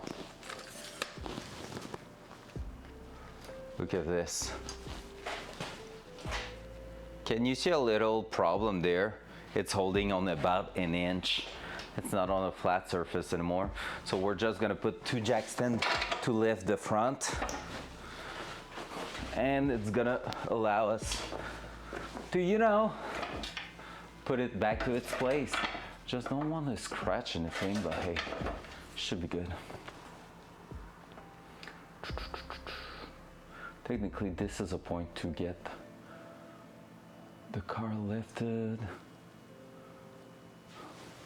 Could also be right at the front there. Wouldn't be a big problem.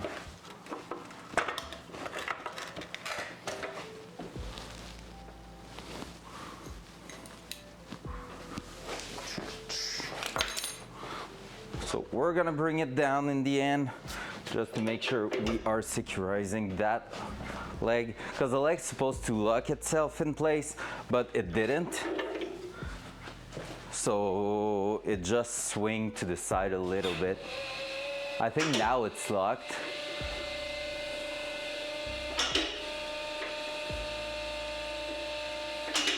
So we're just gonna make sure we are getting the front lifted by an inch, not even.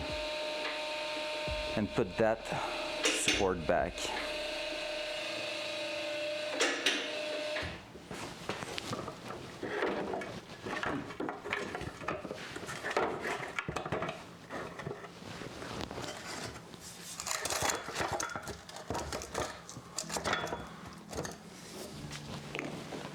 Front cam. So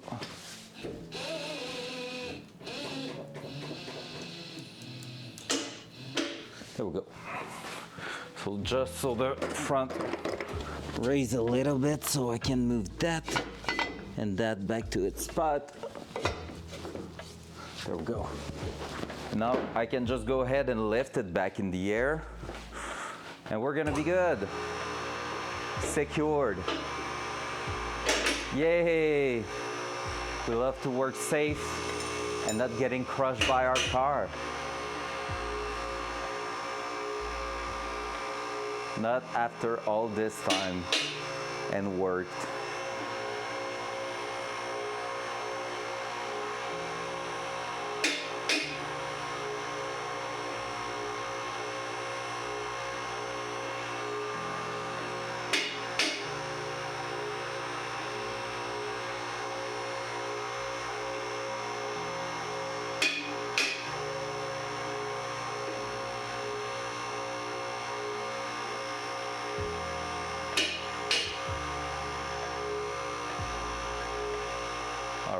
Hey, welcome everybody joining. Hope you're having a great day.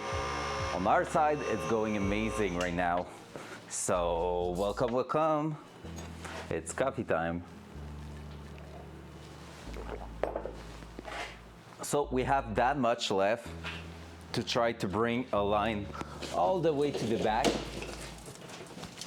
So that's gonna be an interesting thing. The idea here is to connect the front master cylinder and propulsion valve all the way to the back. That was a funny one. That was a little Minecrafty one.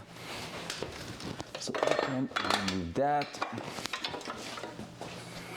We won't need these in our way anymore. We can start looking at everything dual side. Dual side. There we go. Poop. So the idea here is going to bring the line somewhere around there and all the way next to the frame rail to the back. Frame rail or maybe higher, we'll see. But yeah, we want to bring that all the way up here. And from here, we need to decide where it's gonna go and where it's meant to be. So I have my little idea with that, which is basically we're using in its logic way the hangers for the brake. However, I need to find which one I need to use on this side here, because I don't see any hanger for the brake system here. So I don't know where my braided line is supposed to be connected to my hard line.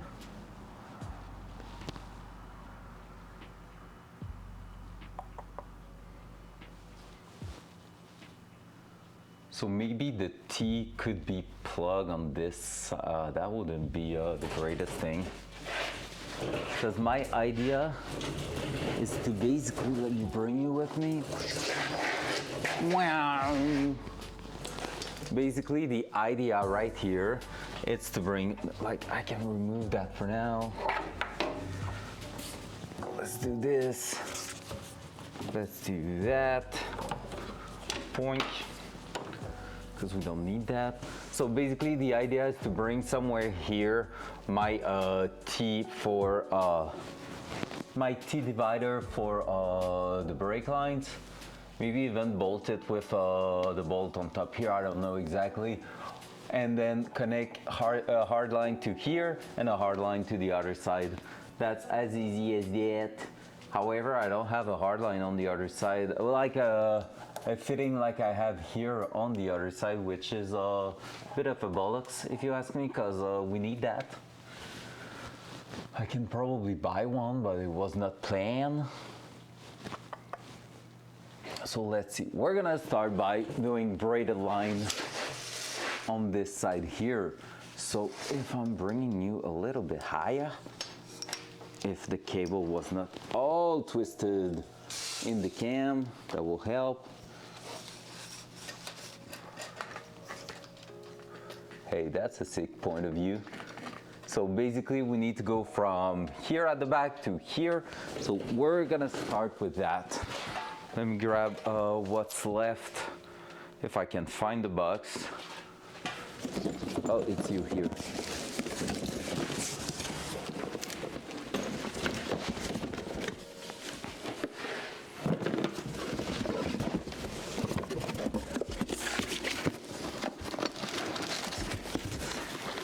I have the pad loaded on one side, on the other side no. Bracket to spindle. Oh, that's the one we didn't use in the end. So we have our, well, braided line like this, so we're gonna do exactly the same thing. However, I'm missing clips now. Now I'm gonna be missing some brake clips.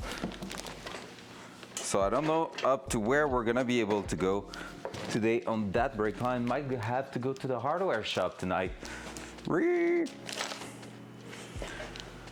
That was not the plan. Can still install the fitting and all.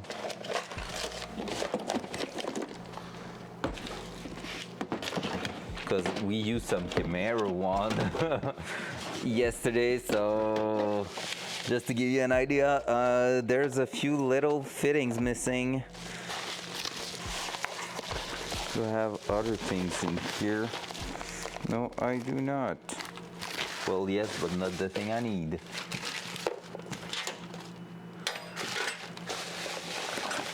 All right, then. We can still start to do our main lines. So, like I said, we can at least connect everything there. I'm gonna grab my PPFE thread sealant that is recommended to put on these fittings to make sure we are getting a proper seal up there. You can use Teflon, like classic Teflon tape, as per the instruction, but this thing here, I just feel like I'm preferring that because it's a product. You're just basically adding on your threads and it's going right in there, sealing the said threads while you are locking that. So,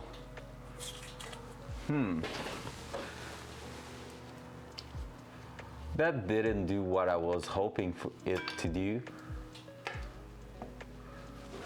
I was hoping that it will remove itself entirely. We can tell it's been laying around for a while.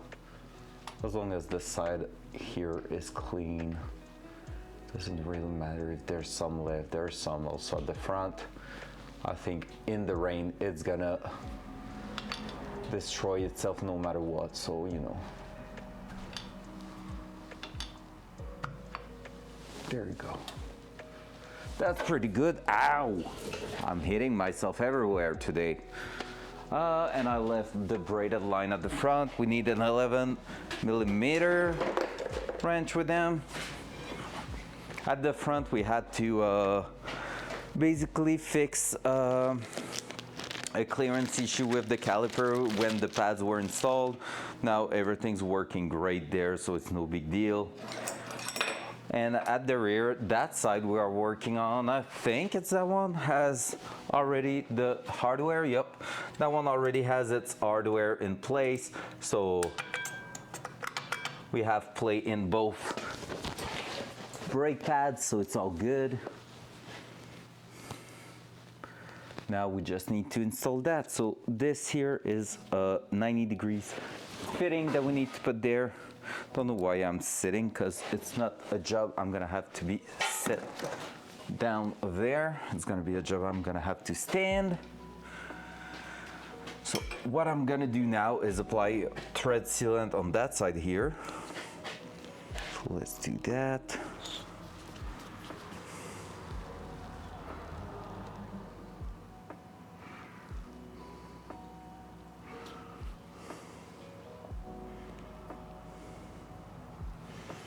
Now let's use the end of that tube to smooth that. I'm probably putting a bit too much. Just want to make sure it's going to be sealed.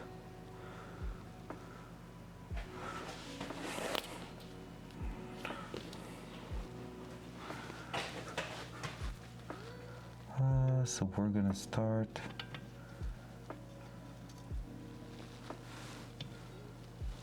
All right, it just grabbed at the top. So we're gonna try to get 3 turns just like the front. That's not great. Now we have dust, we need to clear and restart. I thought it was grabbed in there, but it was not. Surprise, motherfucker. What's up, Bad? How you doing? Surprise, motherfucker.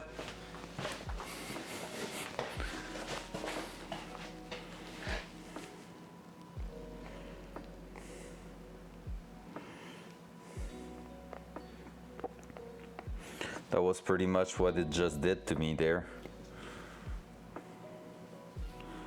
Surprising me with a quick and easy drop to the ground. So let's try again. So let's make it grab. Perfect. 1, 2.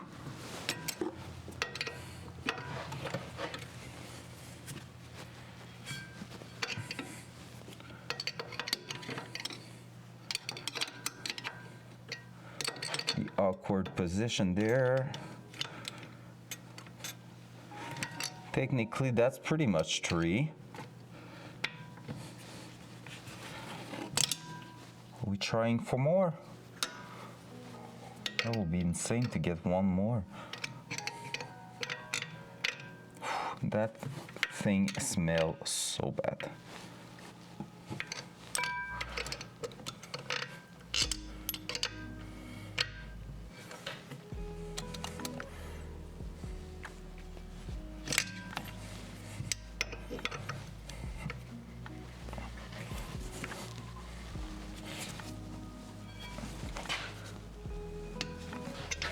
Yo, that's some good threading there. Better than the front, we love that. Now, I don't know if I'm gonna get more than that.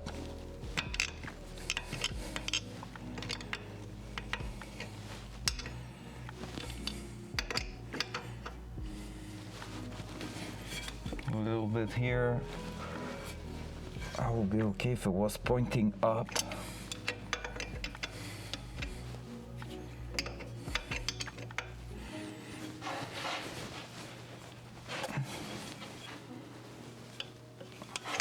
That's almost up.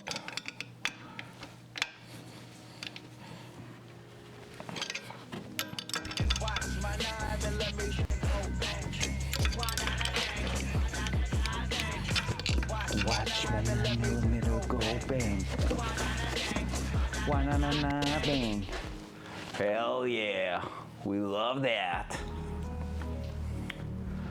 So 4 turns is what I counted there, so that seems pretty good with the thread sealant. It's halfway through that, knowing it's an NPT fitting, it sounds like about right. And now, can I get that right there? Answer's yes. And here I will have to be a little bit to the side. That seems far. My line here seems to be a little bit short for that. Let's see. But with that here,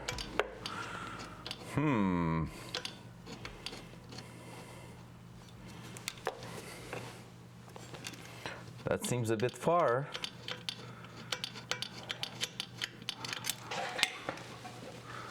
What if it was, there's no way, it will need to be a straight fitting, that one. And I don't have a straight fitting for them, but a straight one will be perfect. So 1/8 NPT to 3AN straight, question mark. That's where we are getting screwed. So let's start looking at what we can do with that.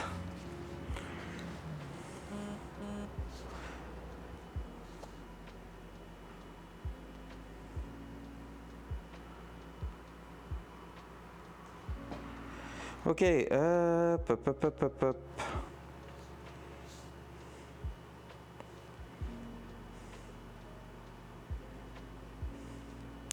3/8 NPT.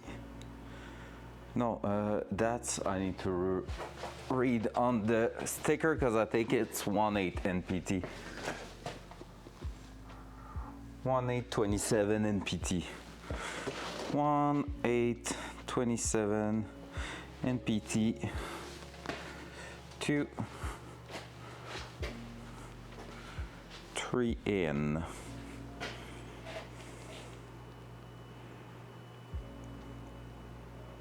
Can be here tomorrow, so that will make sense.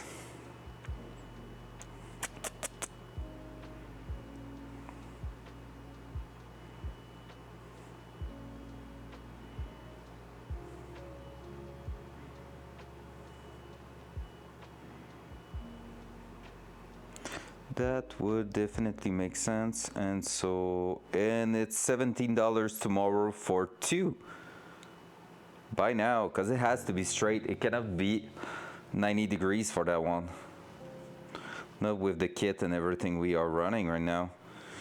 All right, well, there we go. That's, but I'm gonna remove that one. Let's go.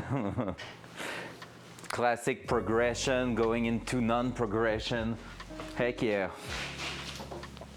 So tomorrow we're gonna receive one that's gonna be basically going there, so it's gonna be able to connect there. Now we need to check if we can find a hanger like that one. So let's try to release that one.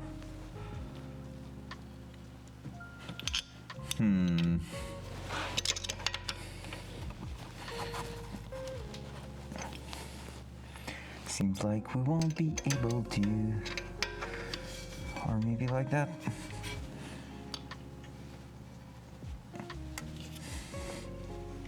Because for those who don't know, NPT basically is one that is tapered.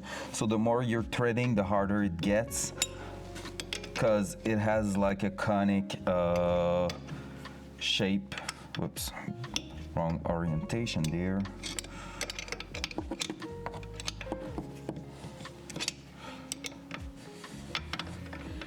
So we're just going to remove that. Make sure that everything's okay. Probably able to do that. All right, there we go. I'm gonna throw that to the side. 6K more channel partner, and I get a new sound. Already have it picked out to damn. Let's go, baby. That's crazy.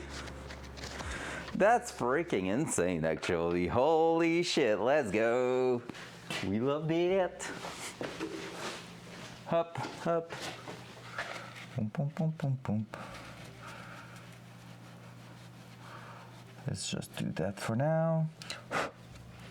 So that it's clear.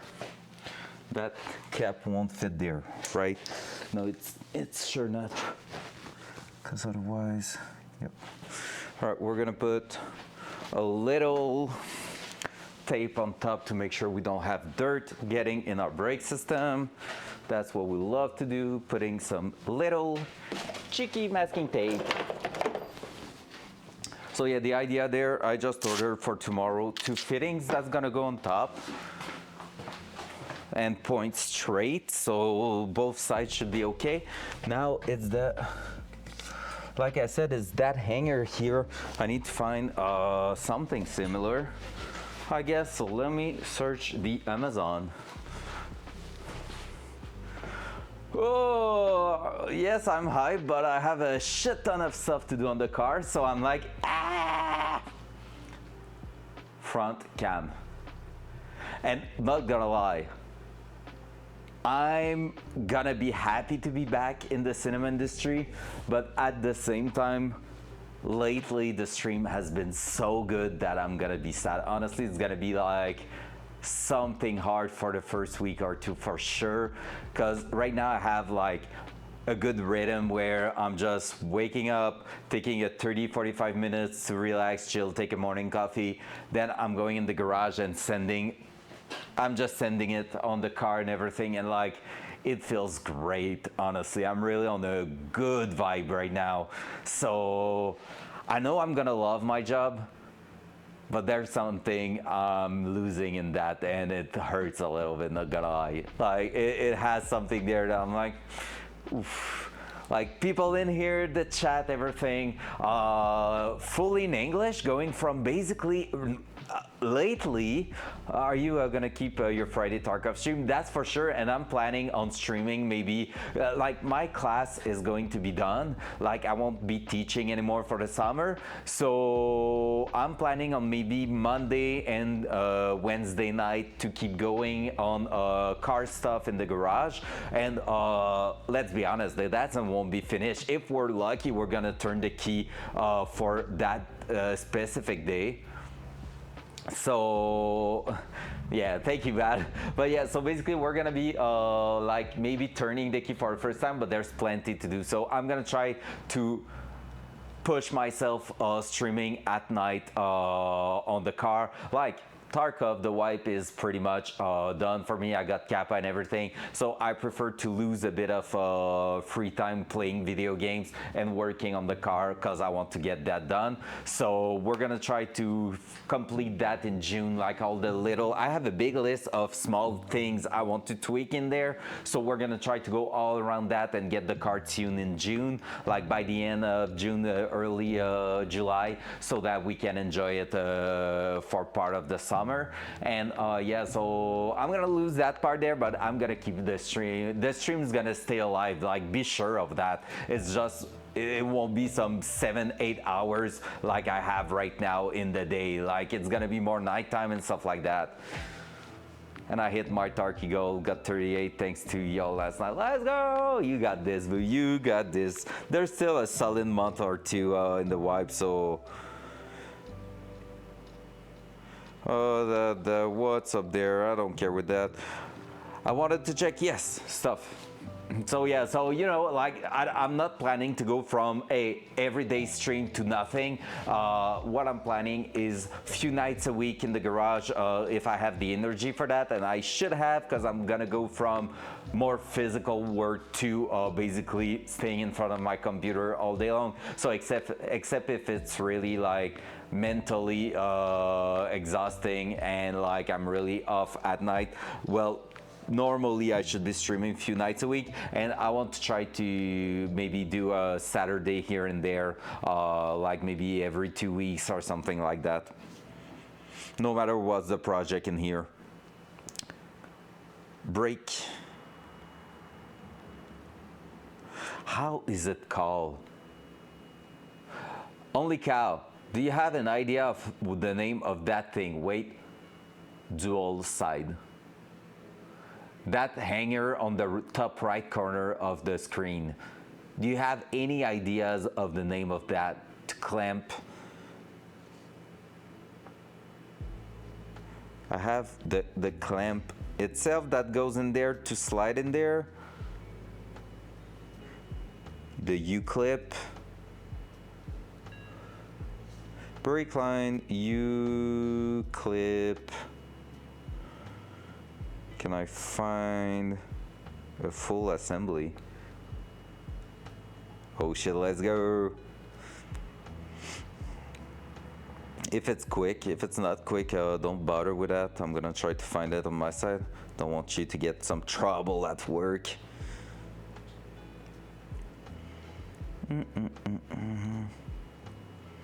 The U-clip is the U-clip bracket?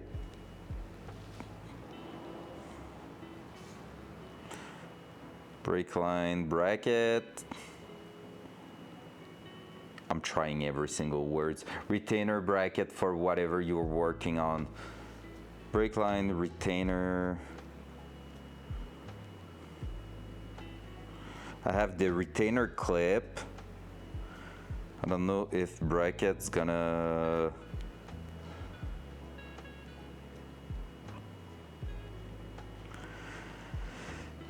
Amazon selling the clip itself. I don't know if I can get the freaking thing going on the car because I'm missing one on that side. I love that. I love that. Only cow can get in trouble. I don't give a fuck. It's so good. Retainer bracket. Car. Nope.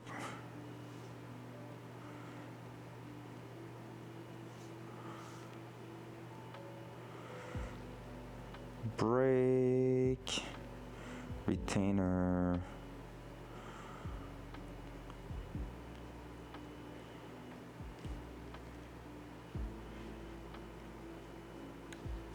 Retainer brace.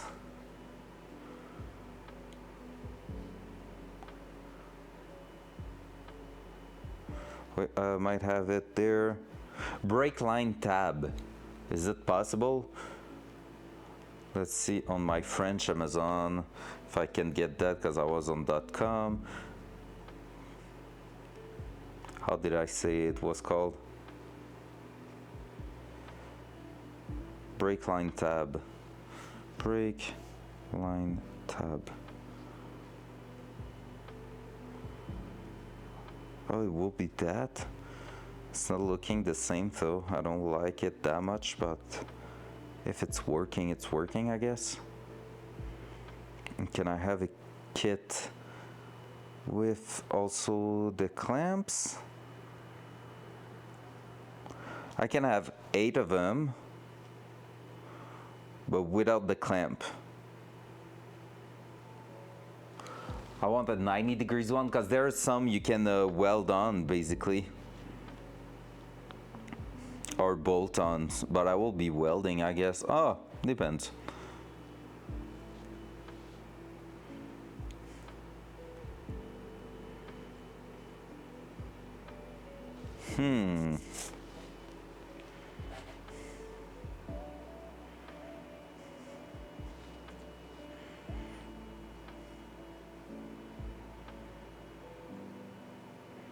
Only available for Friday. Yikes. I want it now. All right, I'm gonna check if the hardware store has something like that. I wouldn't be surprised they get that. Ugh. Front cam. Front cam. Okay, there you go. I'm too lazy to stay up. All right, so Canadian Tire. I will be surprised to get that there, but who knows? I mean, it could be a really good spot there. Brake line.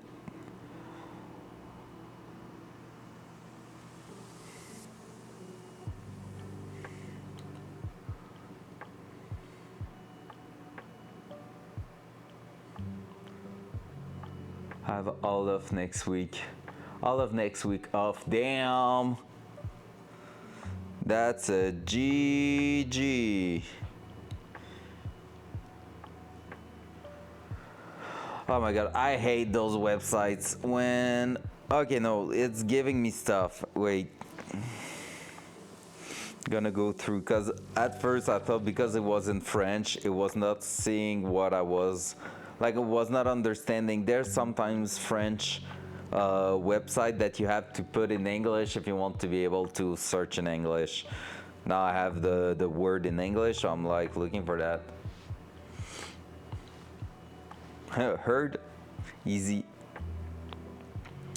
No, that's not I don't think they have it. Yikes.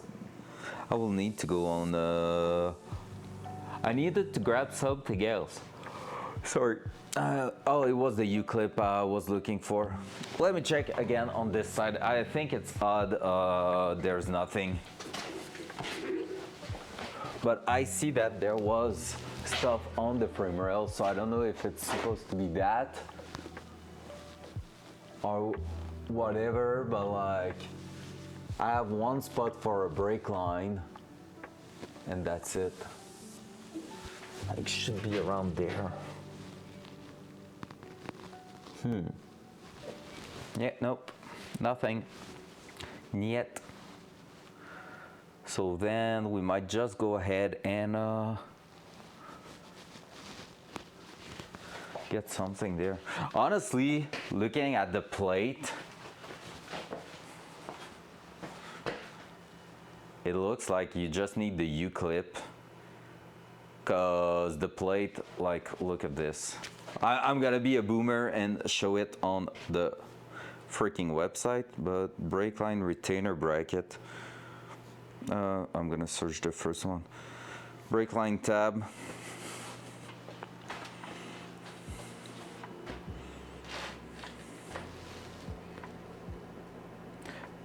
Between you and me, I can definitely just throw a hole in a metal plate and weld that to the car, right? I'm like, do I really want to pay 30 bucks for something I'm gonna wait until freaking like Friday or over the weekend, when I have thick plate right here that I could just drill that hole through and put a retainer clip and put that on the car?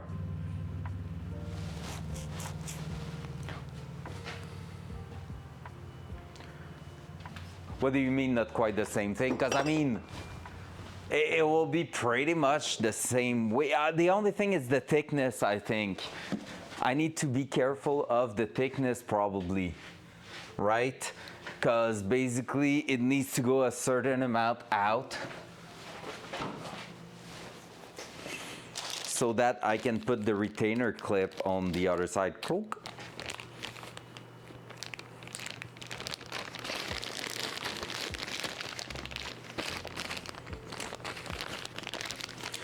Because I'm pretty sure that one will work on both type of clamp. Because I just have that one with a round hole in there and not the same one here that's holding my nut from going left and right. But at this point I can hold it when I'm tightening the brake line in place, so it's all good. That's not a big deal.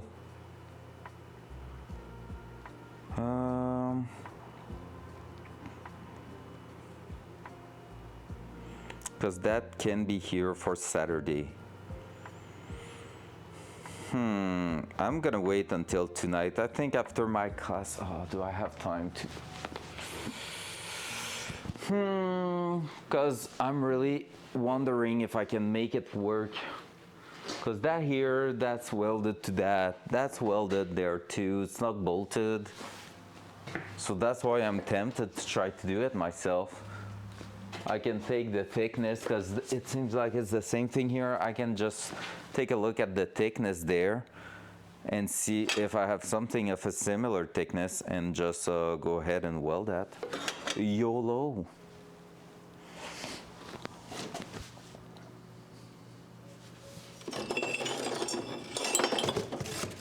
Even if I was using something like that, it could work, so.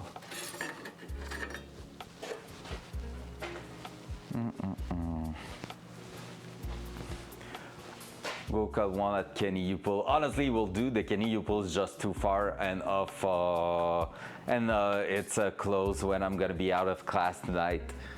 I just don't want to stay stuck on that. That's the thing.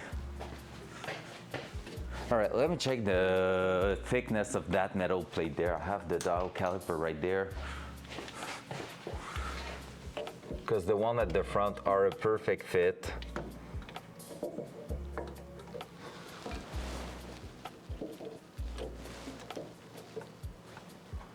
So might as well try to find that.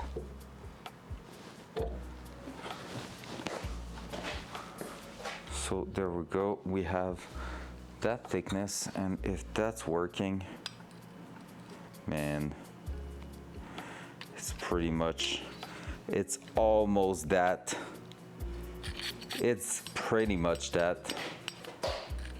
I'm scratching. I have a block here that could do. Otherwise, I have some right angle here. Let me check. It's right that. I could make myself a bracket out of that and it will work. I think I'm doing it. Screw that. I mean, we still have to wait until tomorrow for that, but like, let's create that bracket right now, and then we can maybe start throwing the brake line in tomorrow. When I think it might be no, it might be quite early if I'm following what happened last few weeks. But like, basically, if I'm creating the bracket now, I won't weld it just yet because I need to know where to put it when I'm gonna receive the actual fitting that's going straight, and from there we can still work on the brake line and bring that to the front. So that could work. Let's throw that on the side. Let's throw that to there. That was a cool shot right there. On the cam I'm talking, not the shot itself. All right, and we're gonna cut here a little piece about the same width as that. Round up the corners and make that work. How about that? Catch me outside, how about that? I'm sorry. All right, so thickness is the same. We're gonna do what we do the best here: improvise, adapt, overcome. How about that?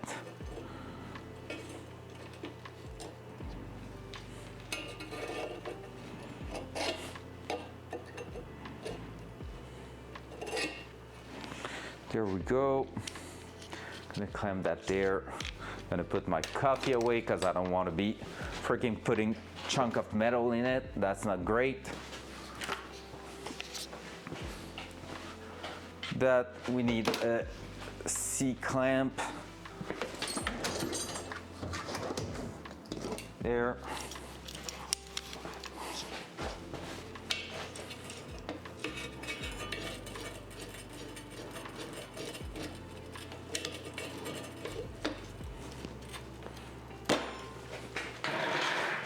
Loud noise.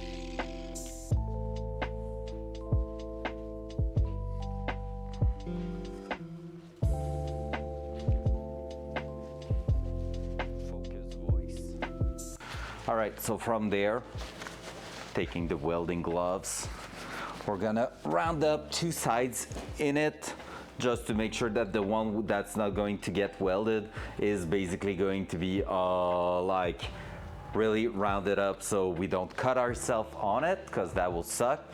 And then after that, it should be pretty much already good to go. Here I need to put that back in because that won't slide a little bit. I need to adjust that. Again, loud noise.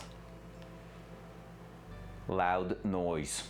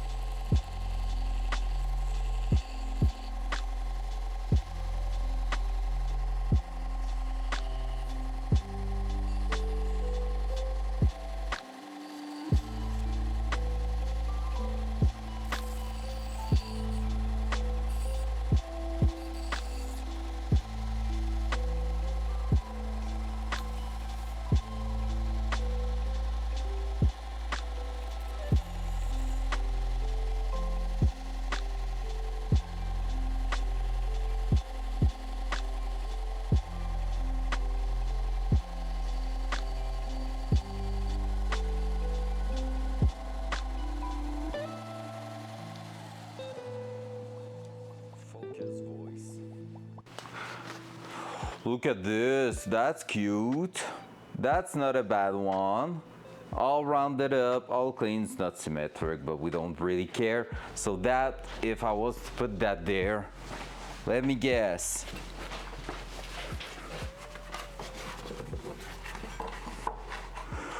Whoa, whoa, whoa, that will be working. So if I'm just cleaning that there, I could basically put that welded in place and don't worry about it forever and ever. So, and I'm pretty sure the length of it's gonna be perfect. So now all I need to do is to get the diameter of that to go through without the nut going through it. So I'm gonna take that out. Gonna clamp that again. I'm gonna take the line we had. If I can find it back, it's there. Just because it's already out of its package. We're gonna take the measurement of that. And now it's just going to be throwing a hole of that size in there. Just like so. So pretty much 15.5 mil. Yep. So that this can get pushed all the way through without being too large. And we're gonna be able to put a clamp on it. Clamp that I think the retainer clip I might get to the hardware shop tonight. If not, I'm gonna call some. But if I get some at the hardware shop, we are good to go tomorrow. So that will be pretty sick, honestly. And I might be able to get some more lines at the hardware shop too. So that way, no worry about having everything for tomorrow to finish that. So I'm gonna go on that. Take that here. Now we need to drill that. So that's gonna be an interesting one. Like so. There, so we can just go and drill. And for drilling, I'm gonna check which one I'm using because I have a good kit here that may have the right thing, but I think even the biggest one won't be taken off. Nope. So at this point, we might drill a first hole and then use a step drill. Is that the name, step drill? I'm not sure.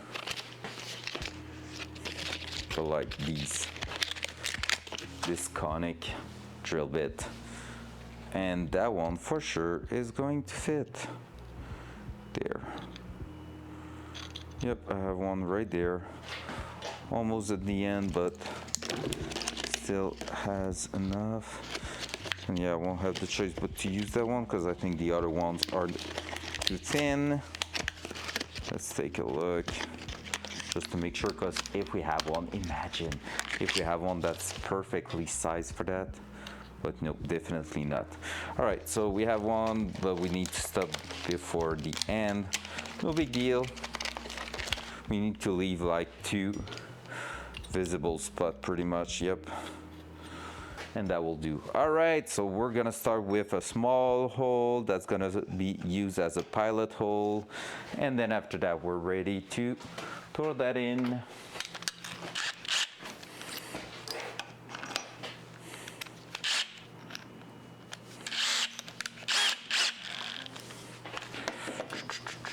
Hup, hup. Do I have the engine oil to serve as some cutting oil?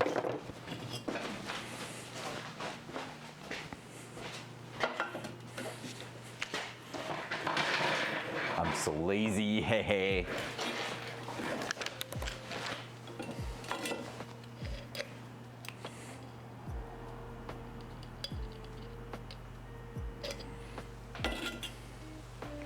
Loud noise.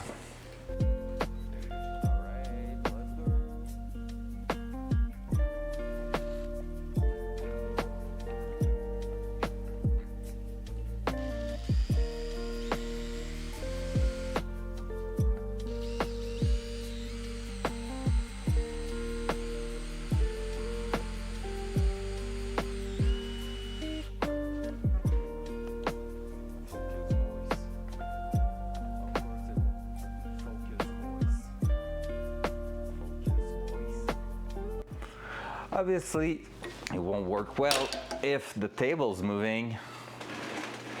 Let's push that around here and clamp it on the table right there.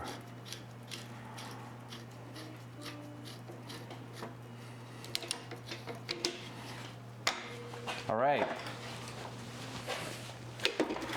Loud noise.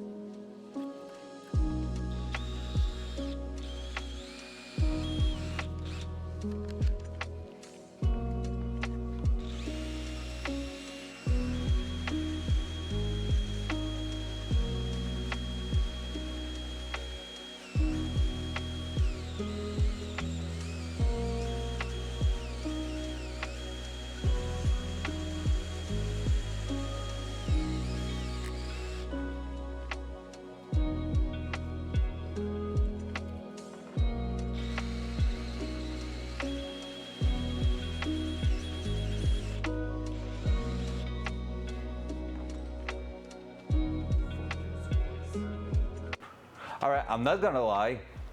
I think one of the best thing I bought in the last 2 years is those drill bits.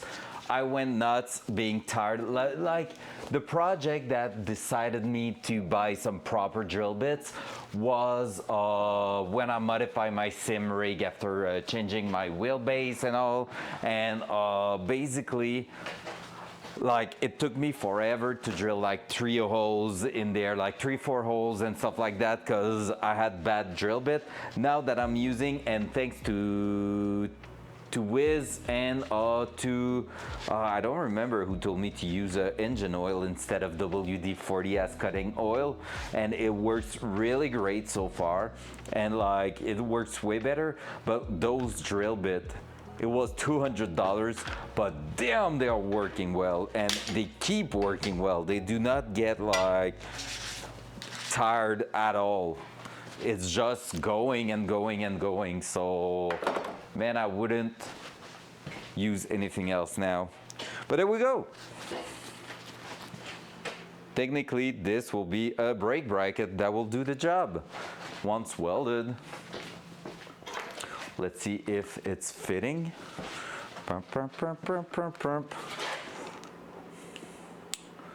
It's not. No, we're just missing a touch. We're gonna go one step further.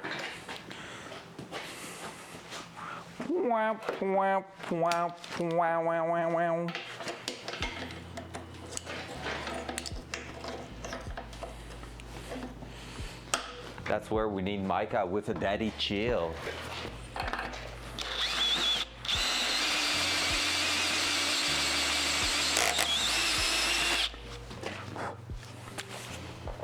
So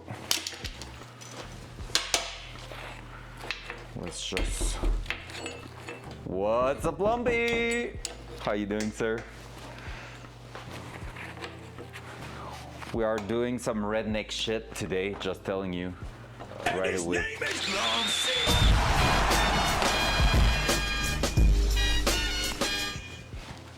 Heck yeah.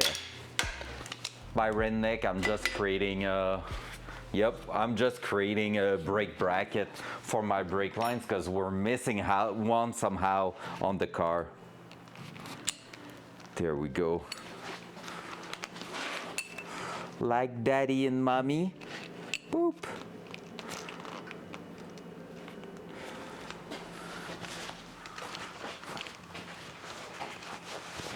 Girthy.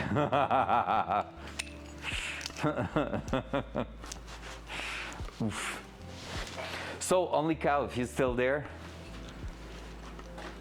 do you approve that? That's getting right in and it's not moving at all. And we have just about the good amount since the size was really similar to basically throw the C-clamp in there, and we're gonna be able to mount it this way actually, so that the C-clamp has all, well, the U-clamp, the C-clamp is the same thing, it's gonna have all the space to be pushed in, or we can put it the other way if it's working through. So that should be pretty much like that, and connect there straight into our little caliper. The camera's still at the back so I can show you how it's gonna look like.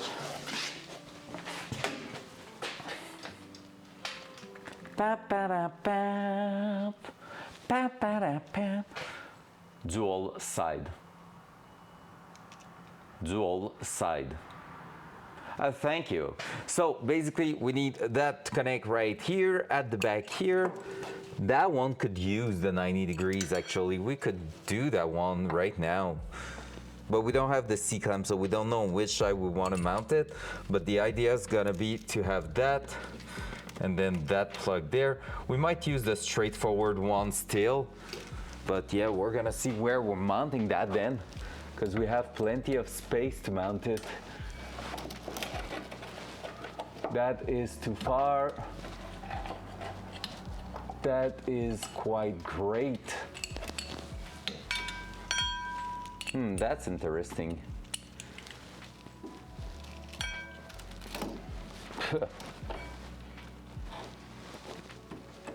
That will be pretty awesome. No, it sucks with that.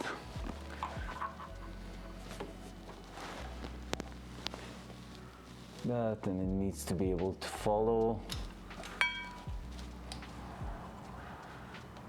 Yep, I might just try to remove that one here that has a rusted bolt and try to fit that in there. But yeah, that seems pretty good. Nutters. We have a nutters, chef. You approve that modification there? I don't see how it's gonna be able to move at all anyway, so you know, might as well. From there, that means I need to remove that. I'm gonna try. I'm pretty sure I'm gonna have to cut that bolt. Sorry. My stream, my rules. All right, let's try to remove that one. What time is it? I need to make sure I'm not going over 3. Already 3. Oh shit. It's going so fast. That's impossible. It's so rusted out.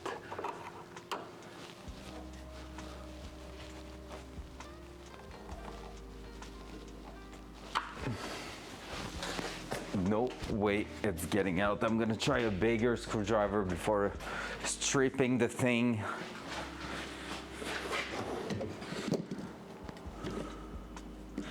But I am pretty sure we're not getting that screw out of there. I'm telling you that.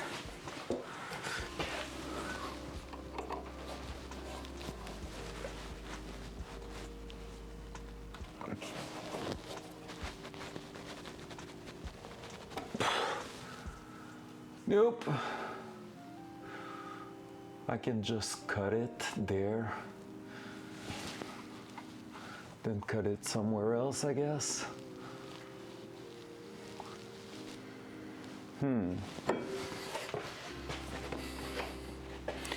Because the idea is gonna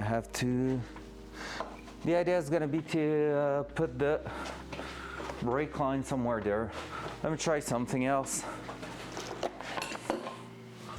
Let me try something else.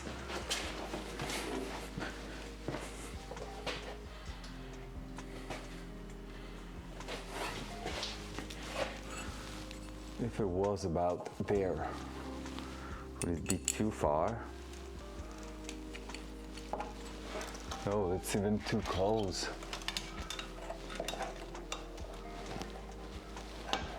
There will be perfect. Let's be honest, that will be perfect. Just too much in line with that. And that here is a little too far, except if I'm going there. Now that's perfect, and that's out of the way of anything moving around there. So I could be technically even there. Yep, with the fitting, that will be perfect. All right, that's where it's gonna be. Won't even worry about that one. We have a clean spot here that we're gonna be able to clean up with the belt sander and just weld that right there, sticking out a little bit. And with that being there, we're gonna be able to just go ahead and plug that. So that's the idea here. We're gonna see if we need to put it in one specific side, but I'm pretty sure the C-clip is gonna fit right in there like that. So need to go to the hardware shop absolutely tonight. And so we're gonna plug straight forward. Time to go home for me. Let's go. Have a good one, Blue. I need to ask you at one point, what's your schedule? Like, you're supposed to be on the same hours than me. Like right now, it's 3:05. And I just don't get when you're starting and when you're leaving work. It seems like you're leaving early, but like you're locking stuff for spa and pools and stuff like that, I think. Like you're selling those kind of stuff. So I don't get it. I'm just curious. It's cool. It's cool. Like having so much time at night is amazing. So still no news for my wheels. Let me call him.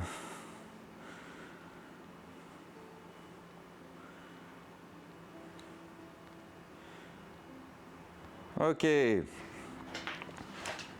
Be right back, guys. I'm gonna call the shop for the wheel of the Datsun to see if it's ready or not, because I had no news so far and it was supposed to be done for tonight. So let me call them. Be right back.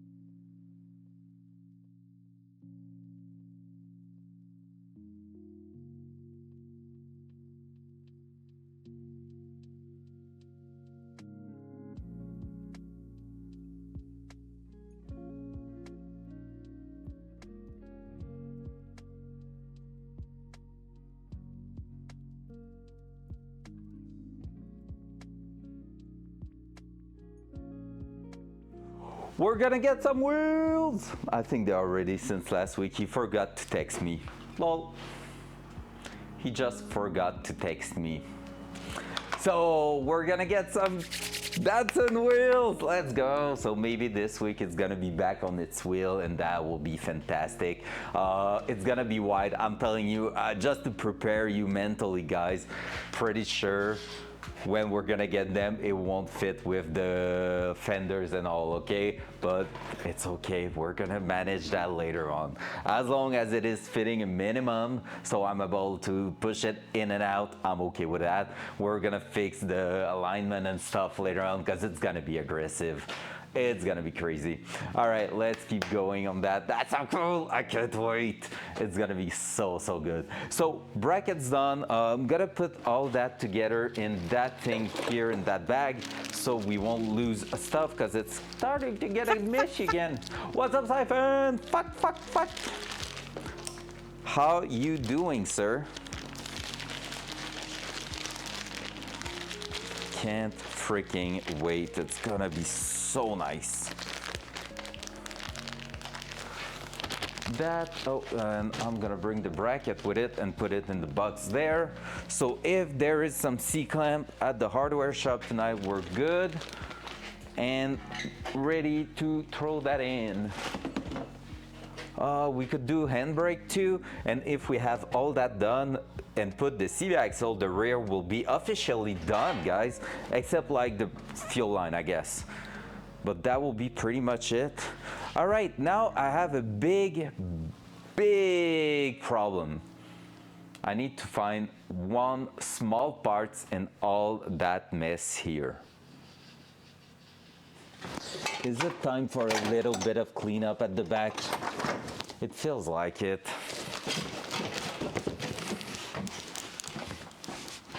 But we won't have the brake lines done.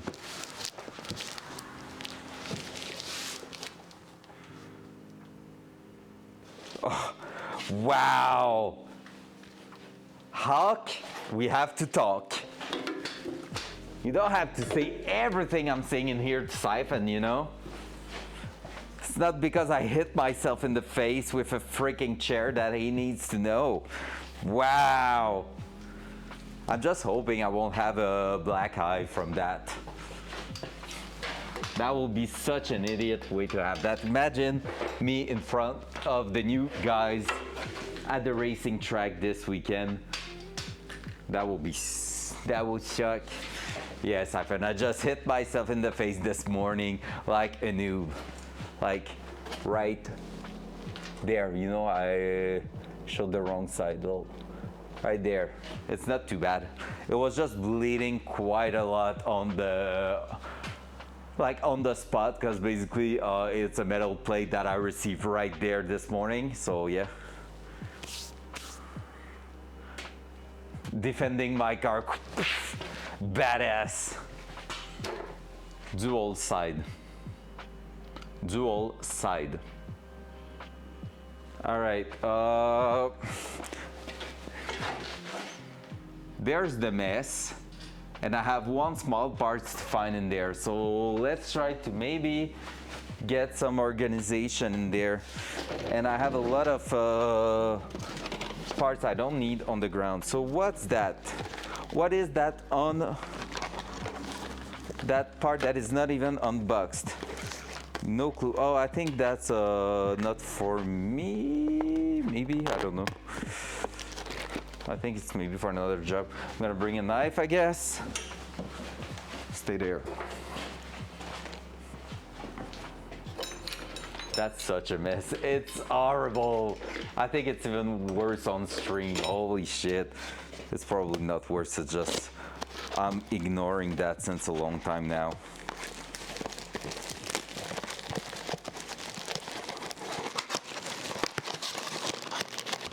Yeah, that's a trailer plug. Yep, so that's not for our job right now. It's something I need to do on Saturday.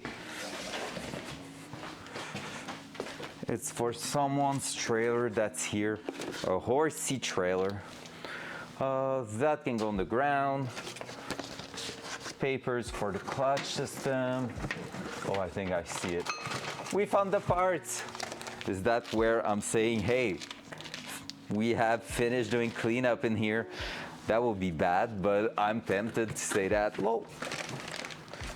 That here is the starter. That's a small brake lines that we don't need. We're supposed to have a second thing of that. That's some parts that we won't need at all because it's the push rod we have that we won't be using anymore. That here was caliper maybe? Not sure. Only thing I know is that this is pretty much empty. That here is the brake booster and proportion valve. We might use some stuff in there, so we're gonna make sure we're not throwing that too far away. That here can really go somewhere else for now. I don't have anywhere else. That's the problem. That's the wrong thermostat. Can go with that. That's part for my Honda Fit. We won't use that. That's some clutch stuff. There's the dipstick. A belt we won't use. What's that? That's a kit we need to install soon. What's that? That's some exhaust parts. We're gonna put that away. That's our Mishimoto oil cooler stuff. What's that? Turbo flange. So it's going with the exhaust. What's that? Oh, that's our gauges. What's that? A pulley we won't use. Power steering pulley. For the rest, good enough. YOLO. Front cam.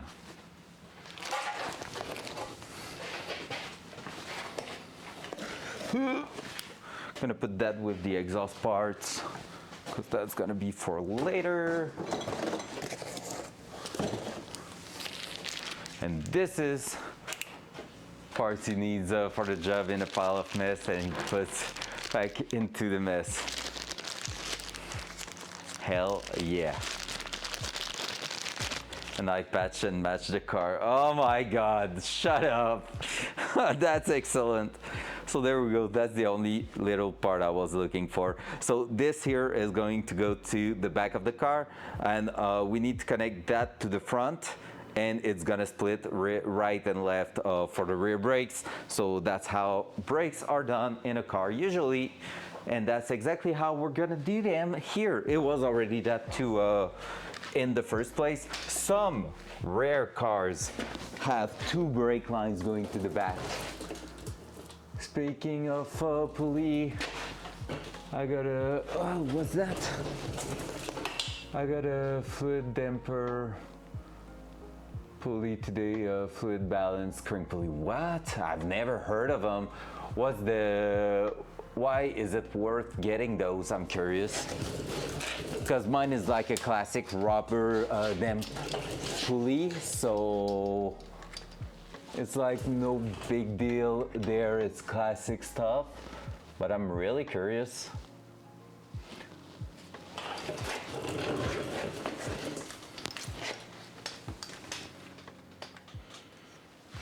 Dual side. All right, there we go.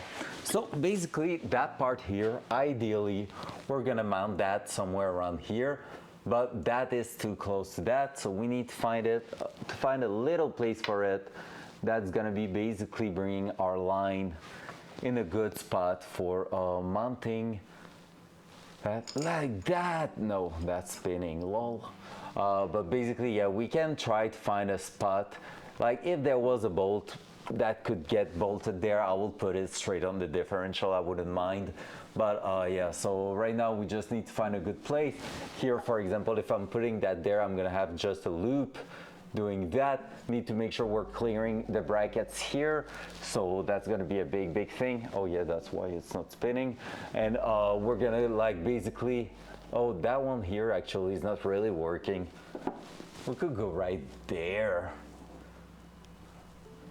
because we want the brake lines to go right there, and we want that to connect here, and the other side to go right to the connection we're gonna add.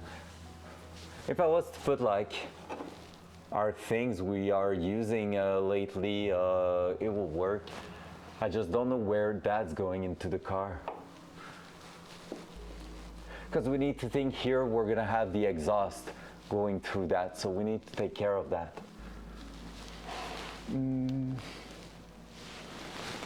So I really need to not overthink, but still think quite well what I'm gonna do with all that. That's impossible to use. Like, you don't want it also on a part that is moving because it's some hard line, so you really need to make sure you're mounting that in a specific spot.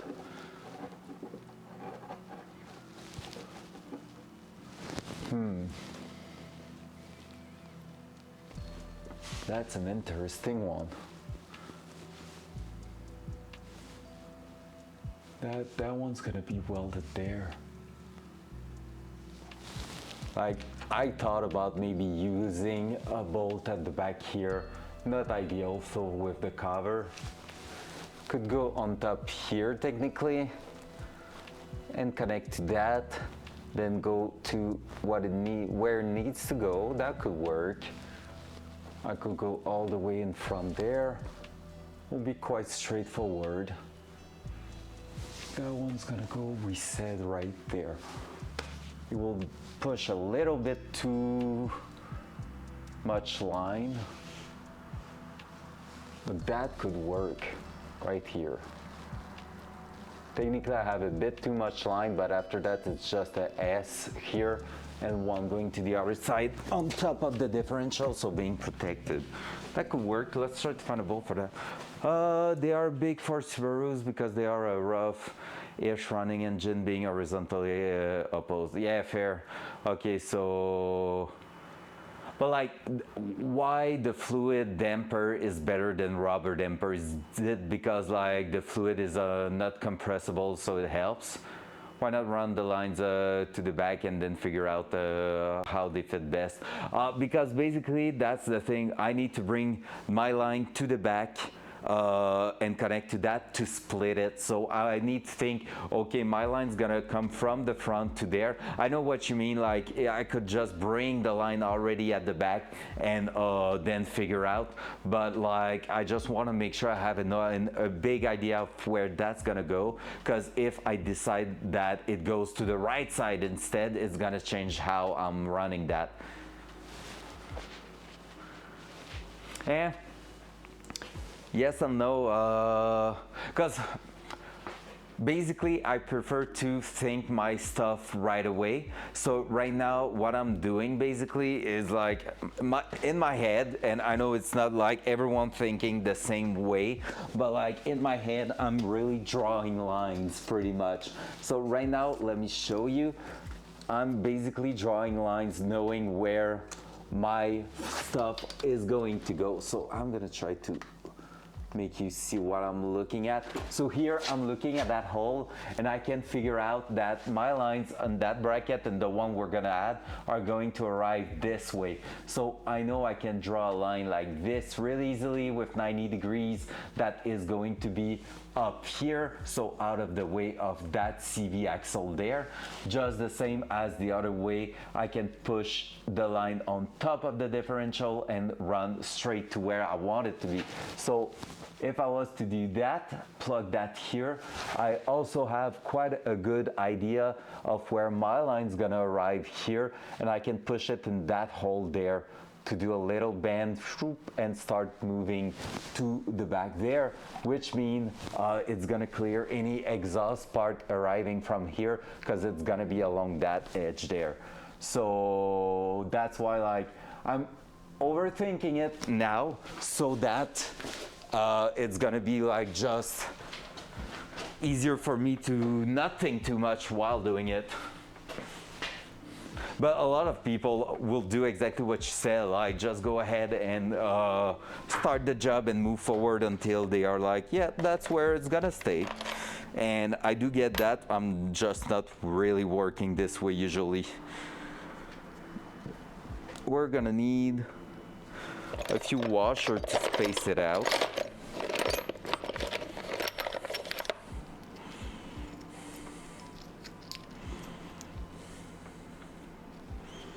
just to give a bit of clearance, pretty much.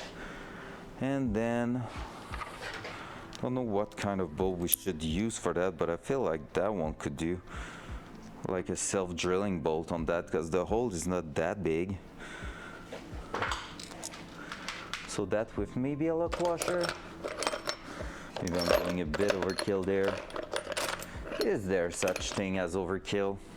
That or adding a M8 rivet there could be a way to go. Let me check if I have a bolt that is fitting spot on right there.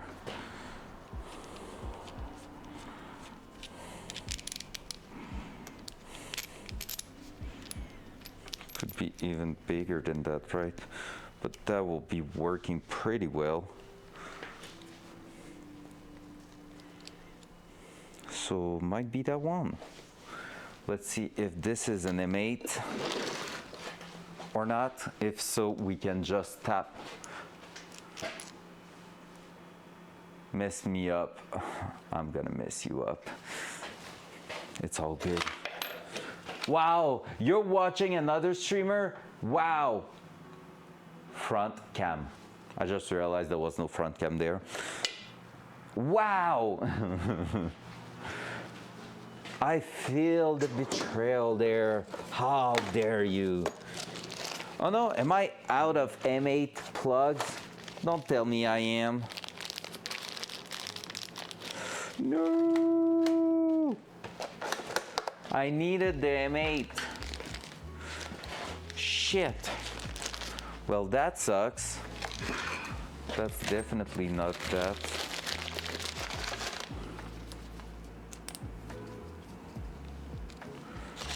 I'm pretty sure it was a M8 one. Yikers. How come I don't have M8 anymore? Guess what? I probably use them low. That's really sucky.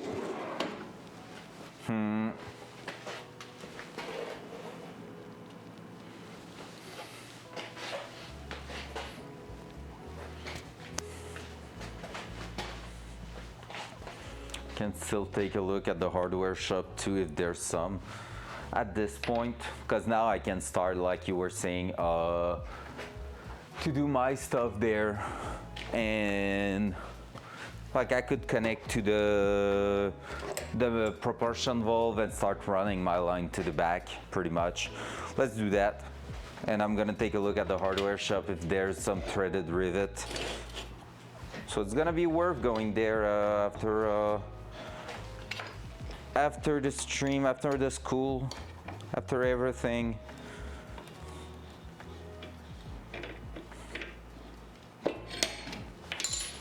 Oi. Because it will be a clean setup doing that. All right. So first of all, let's connect to where we know our stuff is going to end, which is the proportion valve. Then we can start running towards the back and make sure that it's fitting absolutely everywhere. I'm saying that we might be, I don't know. Are we going to do that this way? Might be flaring that one first. Because I know I want to get there. I either gonna follow all the way through here. All right, I'm gonna start taking notes because there's a bunch of things that could be useful that I don't have right now. Because if that job's done, tomorrow we're starting on sway bar also, so yeah. All right.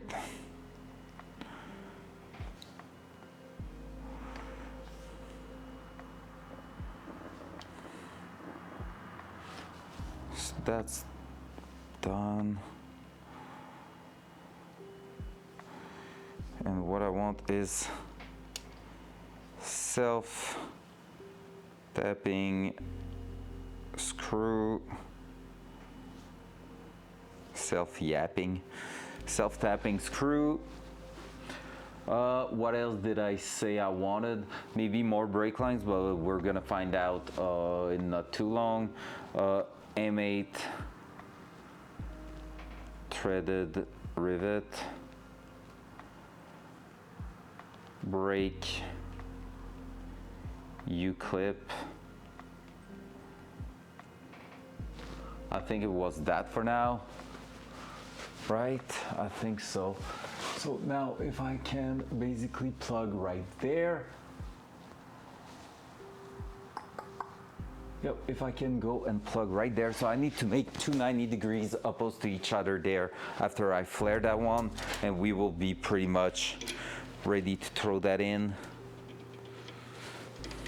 and start working our way to the back.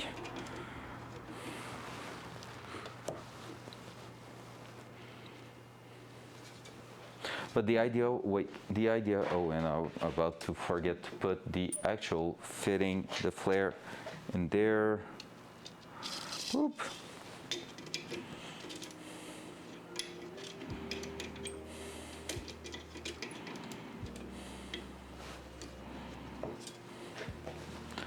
That I'm gonna bring you lower a little bit so you can see what's happening in there. And the idea was to think, am I going to be able to connect that here and throw the line through that? Yeah, it should be. I'm gonna unroll that, pass it there, and follow everything up to the back there. Yep, that should do it pretty well. Fuel line on the left side, brake line on the right side. Pretty clean. Should be pretty good. All right, let's do that. That, and I'm missing the little plug. Boom.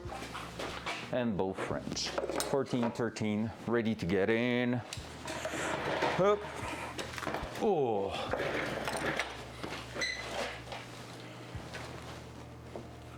So let's try to release that a touch.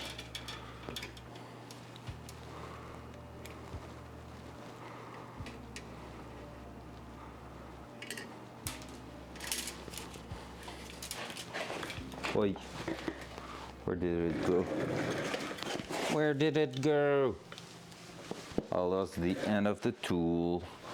It's gotta be underneath, right? No? Wait, what? Felt like it fell to the ground.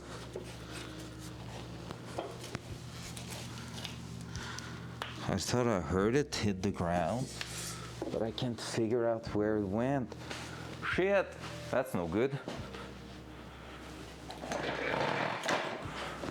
There it is. I was right. Cool. Let's go. Pretty much spot on.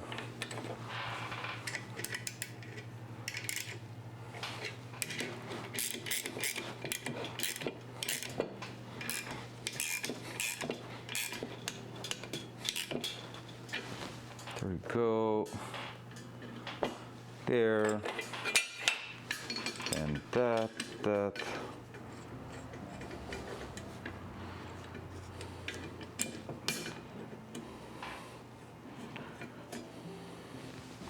That, and now I'm gonna leave them together right here.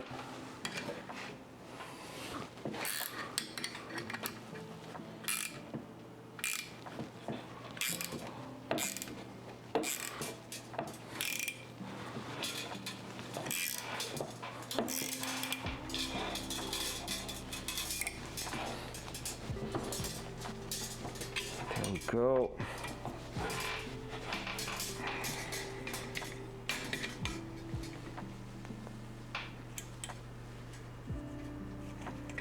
There we go, and then just finishing that one.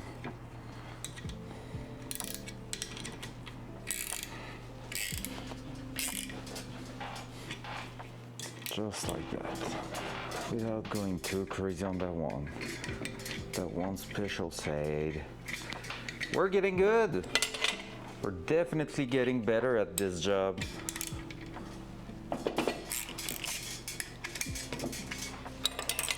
God, I can't believe we're gonna get the Datsun wheel tonight. Let's go.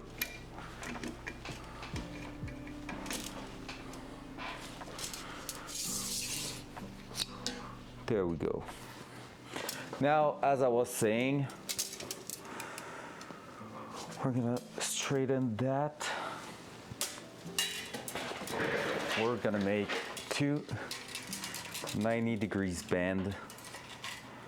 And I might use something to go around, maybe like that, because I want to be quite close to my top part there. And then I want to do an opposite, something that's gonna go the opposite way. Maybe I can use that. Let me check.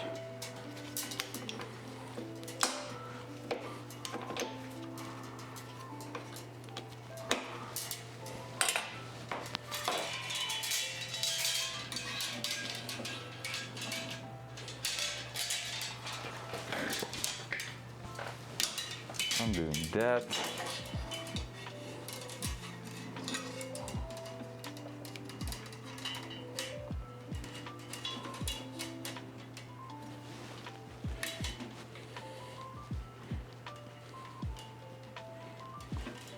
Like so. And then another one the opposite way to clear.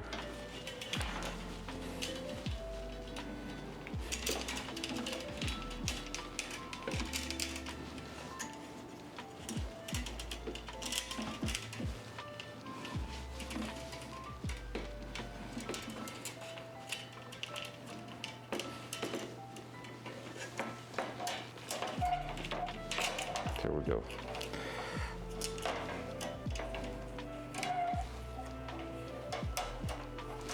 So that way, if I'm putting that inside the car, it should be going right where I need it to be. I'm saying that I just need a little bit more right here. Just like so. Perfect. Let's try that. Gonna bring maybe the actual camera.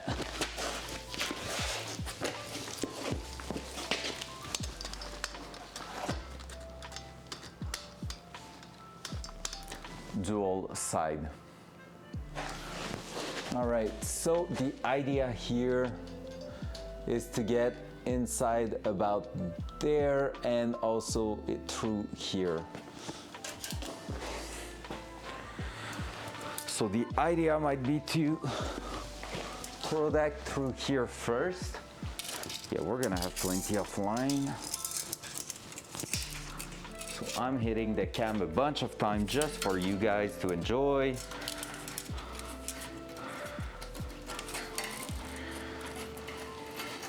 I have no clue what's enjoyable about it, but enjoy. There we go. Plenty of lines. Holy shit, that's intense.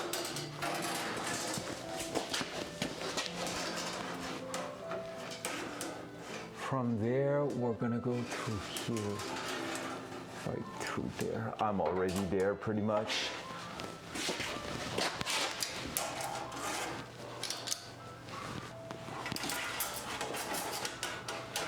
So I'm just gonna push that. Make sure we are getting out somewhere. There we go. So now, well, I touch the cam a lot. There we go. So now I can try to just go through here and up there.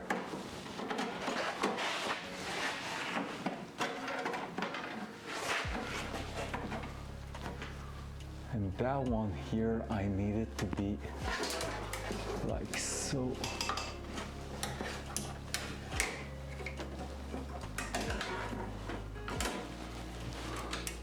Not like that, the other way around.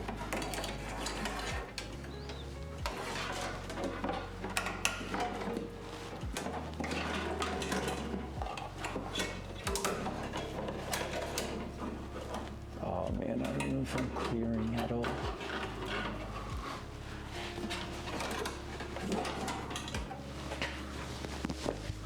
That's slowly getting in place. You mean to bend? I have it, but like copper nickel is so easy to bend that it's more annoying than anything else to bend it with the tool. I bought the tool, I used it a little bit, but like it's way easier by hand pretty much.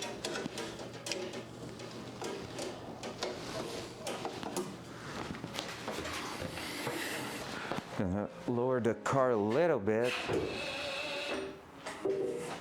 just to get a bit more clearance.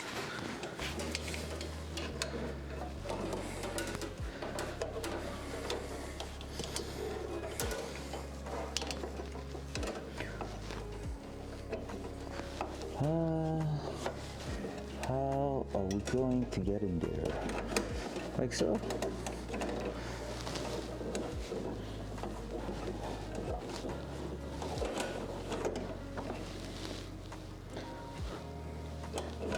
So far, that could be an idea there. I see some potential, let's say that.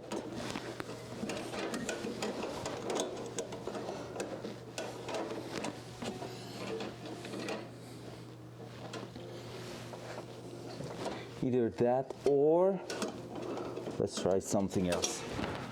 I'm gonna go back down after releasing that one. It's okay now, yeah.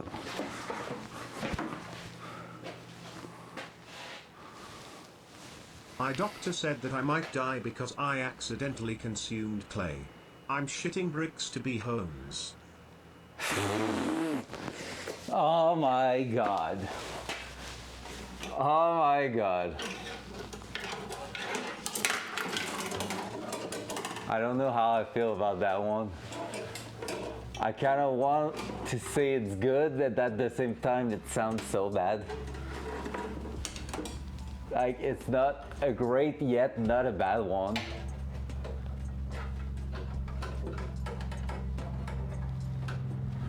I have a mixed feeling about that one lump. Not gonna lie.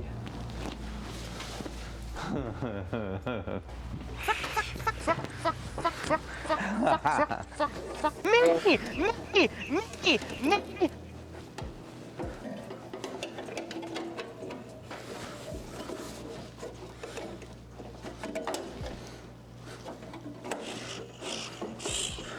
Oh, that's a little wild skunk.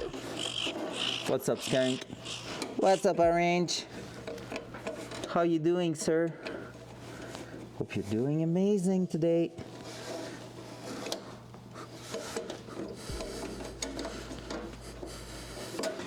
Oh, we're so close to get it.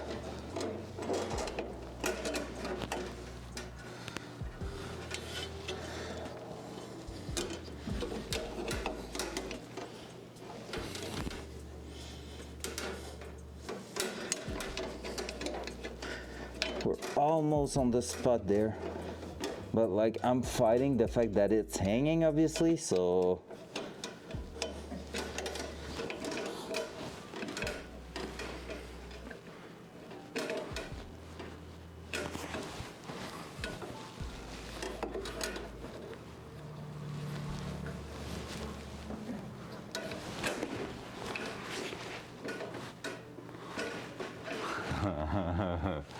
we're just checking in. How's you doing today? We're doing great, sir. And yourself?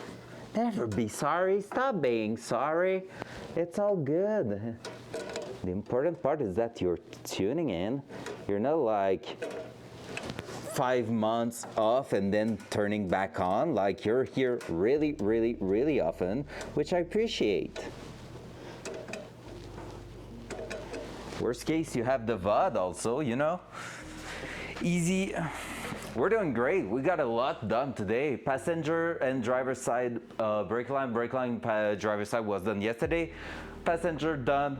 We're looking at the back. We did a custom bracket. I need to go to the hardware shop tonight for one part on it, but otherwise everything's going really well, to be fair.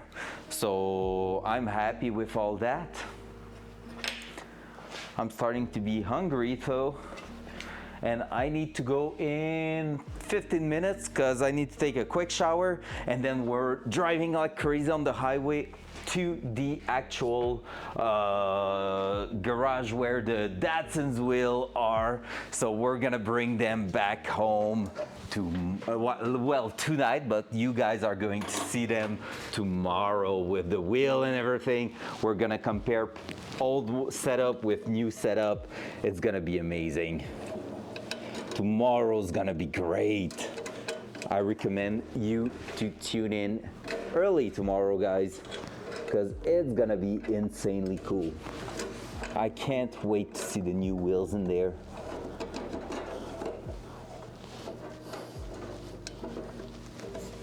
All right, I just need to find where, well, there we go. I think I just got it. Did you screw in, sir? Nope.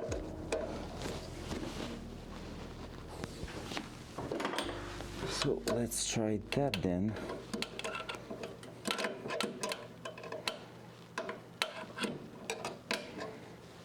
Let's see if I can get it done like so without cross-threading.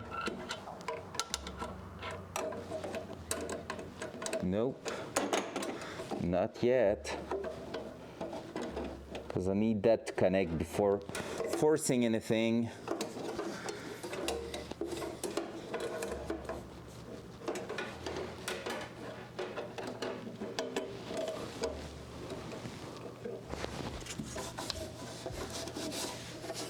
Try to release the tension.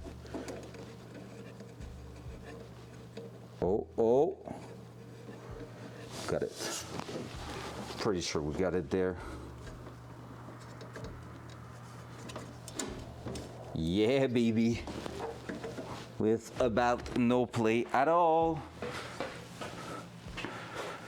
So I don't know if you can see it. Let's go right there. So this is the line we're doing right now, right here.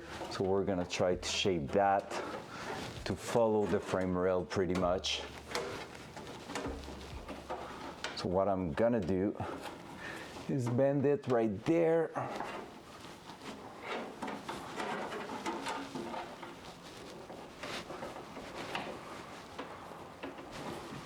And then right here.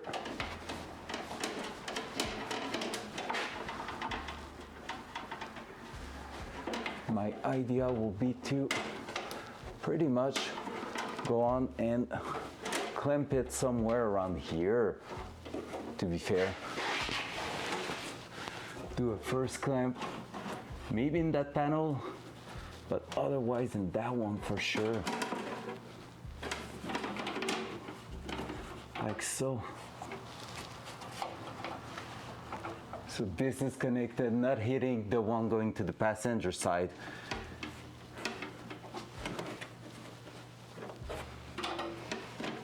And from there, we're gonna be able to do whatever we want to do with that line. Might have to hold it a bit further down, but I'm gonna need my self-tapping screw for that. Because my idea will be to put a hole in here or on top, do a clamp holding it like that, so this one won't be able to move really. Maybe like that. There we go. No play whatsoever. Far from anything dangerous there. What's up, Rack?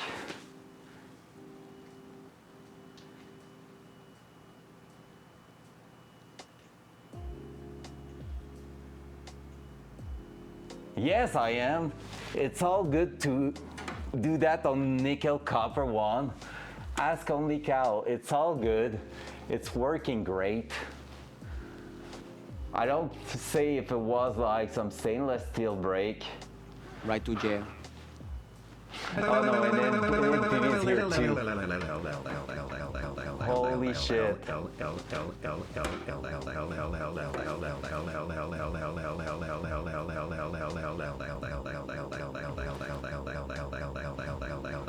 gonna be really good.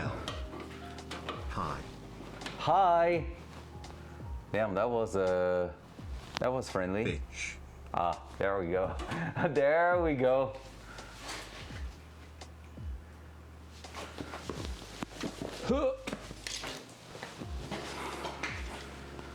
What's up, boys? How you doing? Telling you right away, I'm gonna be offline in not that long. Cause I need to go grab the wheels.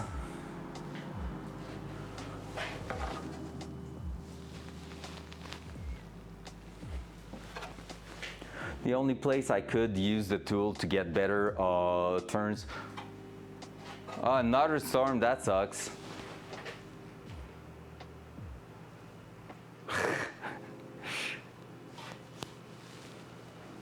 That's that's mean. Do you mean he's gonna make a mess in your new setup you did for OBS? Is that what you're talking about there? If so, yeah, I guess you're right. All right, I don't like that turn over there. I would love to make it a bit more sharp, but as long as I'm doing that, it's not too bad. It's just that it will be even better if it was sharper. So that one, I could use the tool for it and try to get a better bend. Did before he went live with it. What do you mean, like he fucked it up and you had to fix something, or he just started messing around with it and it was still working? Because that's two things. Making things the way you want it is not that bad, even though for you it was the best, for him it might be more like easy to handle. Oh my god. Whoops. Whoopsie.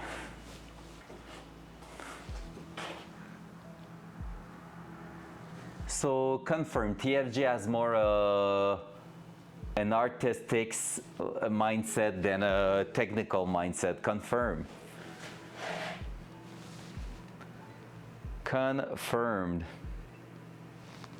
Front cam. Ugh. Pineapple at NTV. Damn.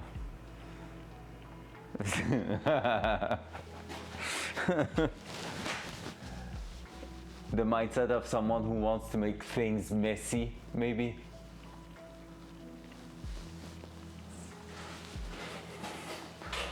Rack, I agree with you. It would have been better if I had done the brake lines with the tools and all to bend it. But sadly, I'm not really excellent with that. And right now, I realize it will be a job I should have done with the engine out. And there's no shot I'm taking it out at the moment. So, except for critical needs, I won't take it out at all. So, brake lines are going to work, even if they are not the prettiest. So far, it's looking really not that bad though. Like, we have one left to go to the rear, but otherwise, like, yeah, it could have been better, but it's not bad. And I didn't kink them, okay? If that was what you were worried about, it's all good. You want hot dogs? Oh, it will be so good. Corn dog. No kink shaming. I'm not kink shaming you. Alarm, burp, burp, burp. Oh my god, we're gonna get wheels and tires mounted together. That's gonna be so good. I hope they were not, well, I guess they were not dumb enough to put the weights on the balancing when they balance the wheel on the top of the wheel itself. Otherwise, I will be so pissed. But pretty sure they do not have done that. And yeah, can't wait to get them. I don't know what car I'm gonna use then tonight if I want to bring them back home. I don't want to park there with the BMW, but I know it will work with the BMW. Oh, I don't know. You got me at the part of the stream where I'm not doing work anymore on TV. You want to see what we got done? That's every day. Dual side. We got this done. So this is the brake line going to the caliper. with pads and everything, and we had clearance problem at first, so that's why there's a big dark line on the brake disc right there, but now it's all good. Front cam. You never do work anymore. Yeah, I knew it. I knew he was going to say it. And other than that, look at this. This morning, 30 minutes into the stream, we had a part installed that we just received. And that one is freaking cool. Dual side. We got a shifter lever plus a carbon fiber knob. The shift knob is pretty much temporary, but I'm surprised with the quality of it, I would say. Like, it's not great. It's not like great quality. I feel like the plastic adapter is cheap, but the knob itself is quite good. I don't know, for now, like, it's temporary and I want to go with the Momo one, but yeah, we haven't chat about it, right? Front cam. All right, okay. We haven't chat again about it.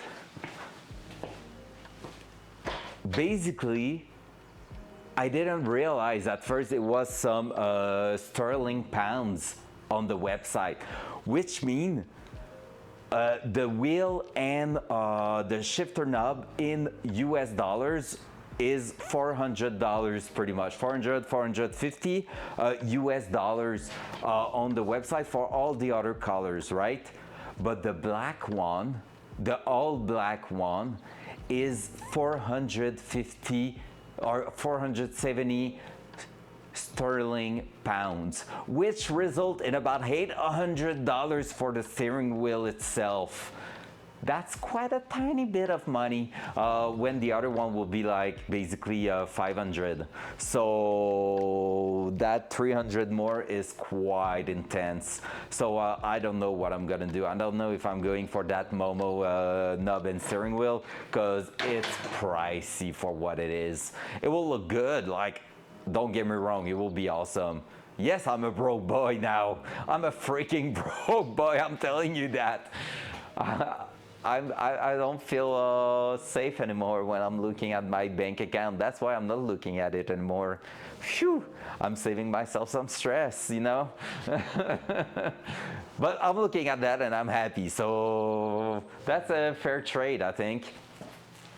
But you know, I don't have that luxury at the moment. Maybe later, but that's why, like, probably for just setting the car and making everything work before hitting the racetrack, seats, steering wheel, shift knob are going to stay where they are at right now. And after that, I might go wild with a better setup pretty much. So we'll see. We will see. I want to change the seats, that for sure, because there's no like, there's no basically safeties and a good feeling in those ones. Like, you don't have a pressure on the sides and all to keep you in position. So yeah. Fair. You know what? We could save on shipping if I'm deciding myself before November. Just saying. Just saying. You throw that in your luggage and like, yeah, that's my safety steering wheel.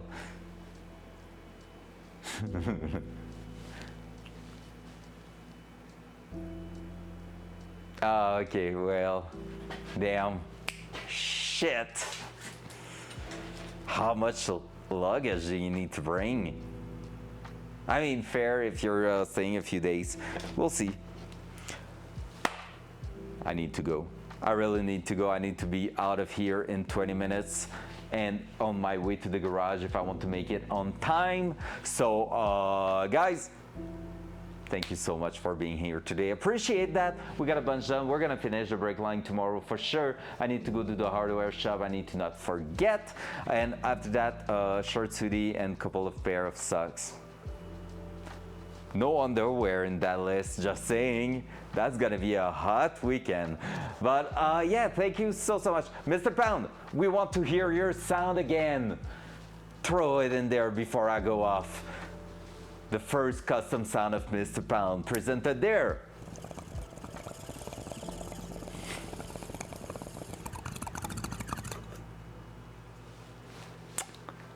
Perfect.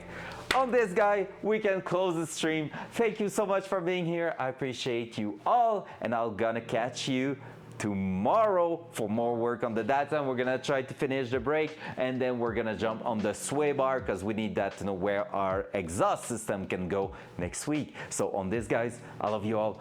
Bye.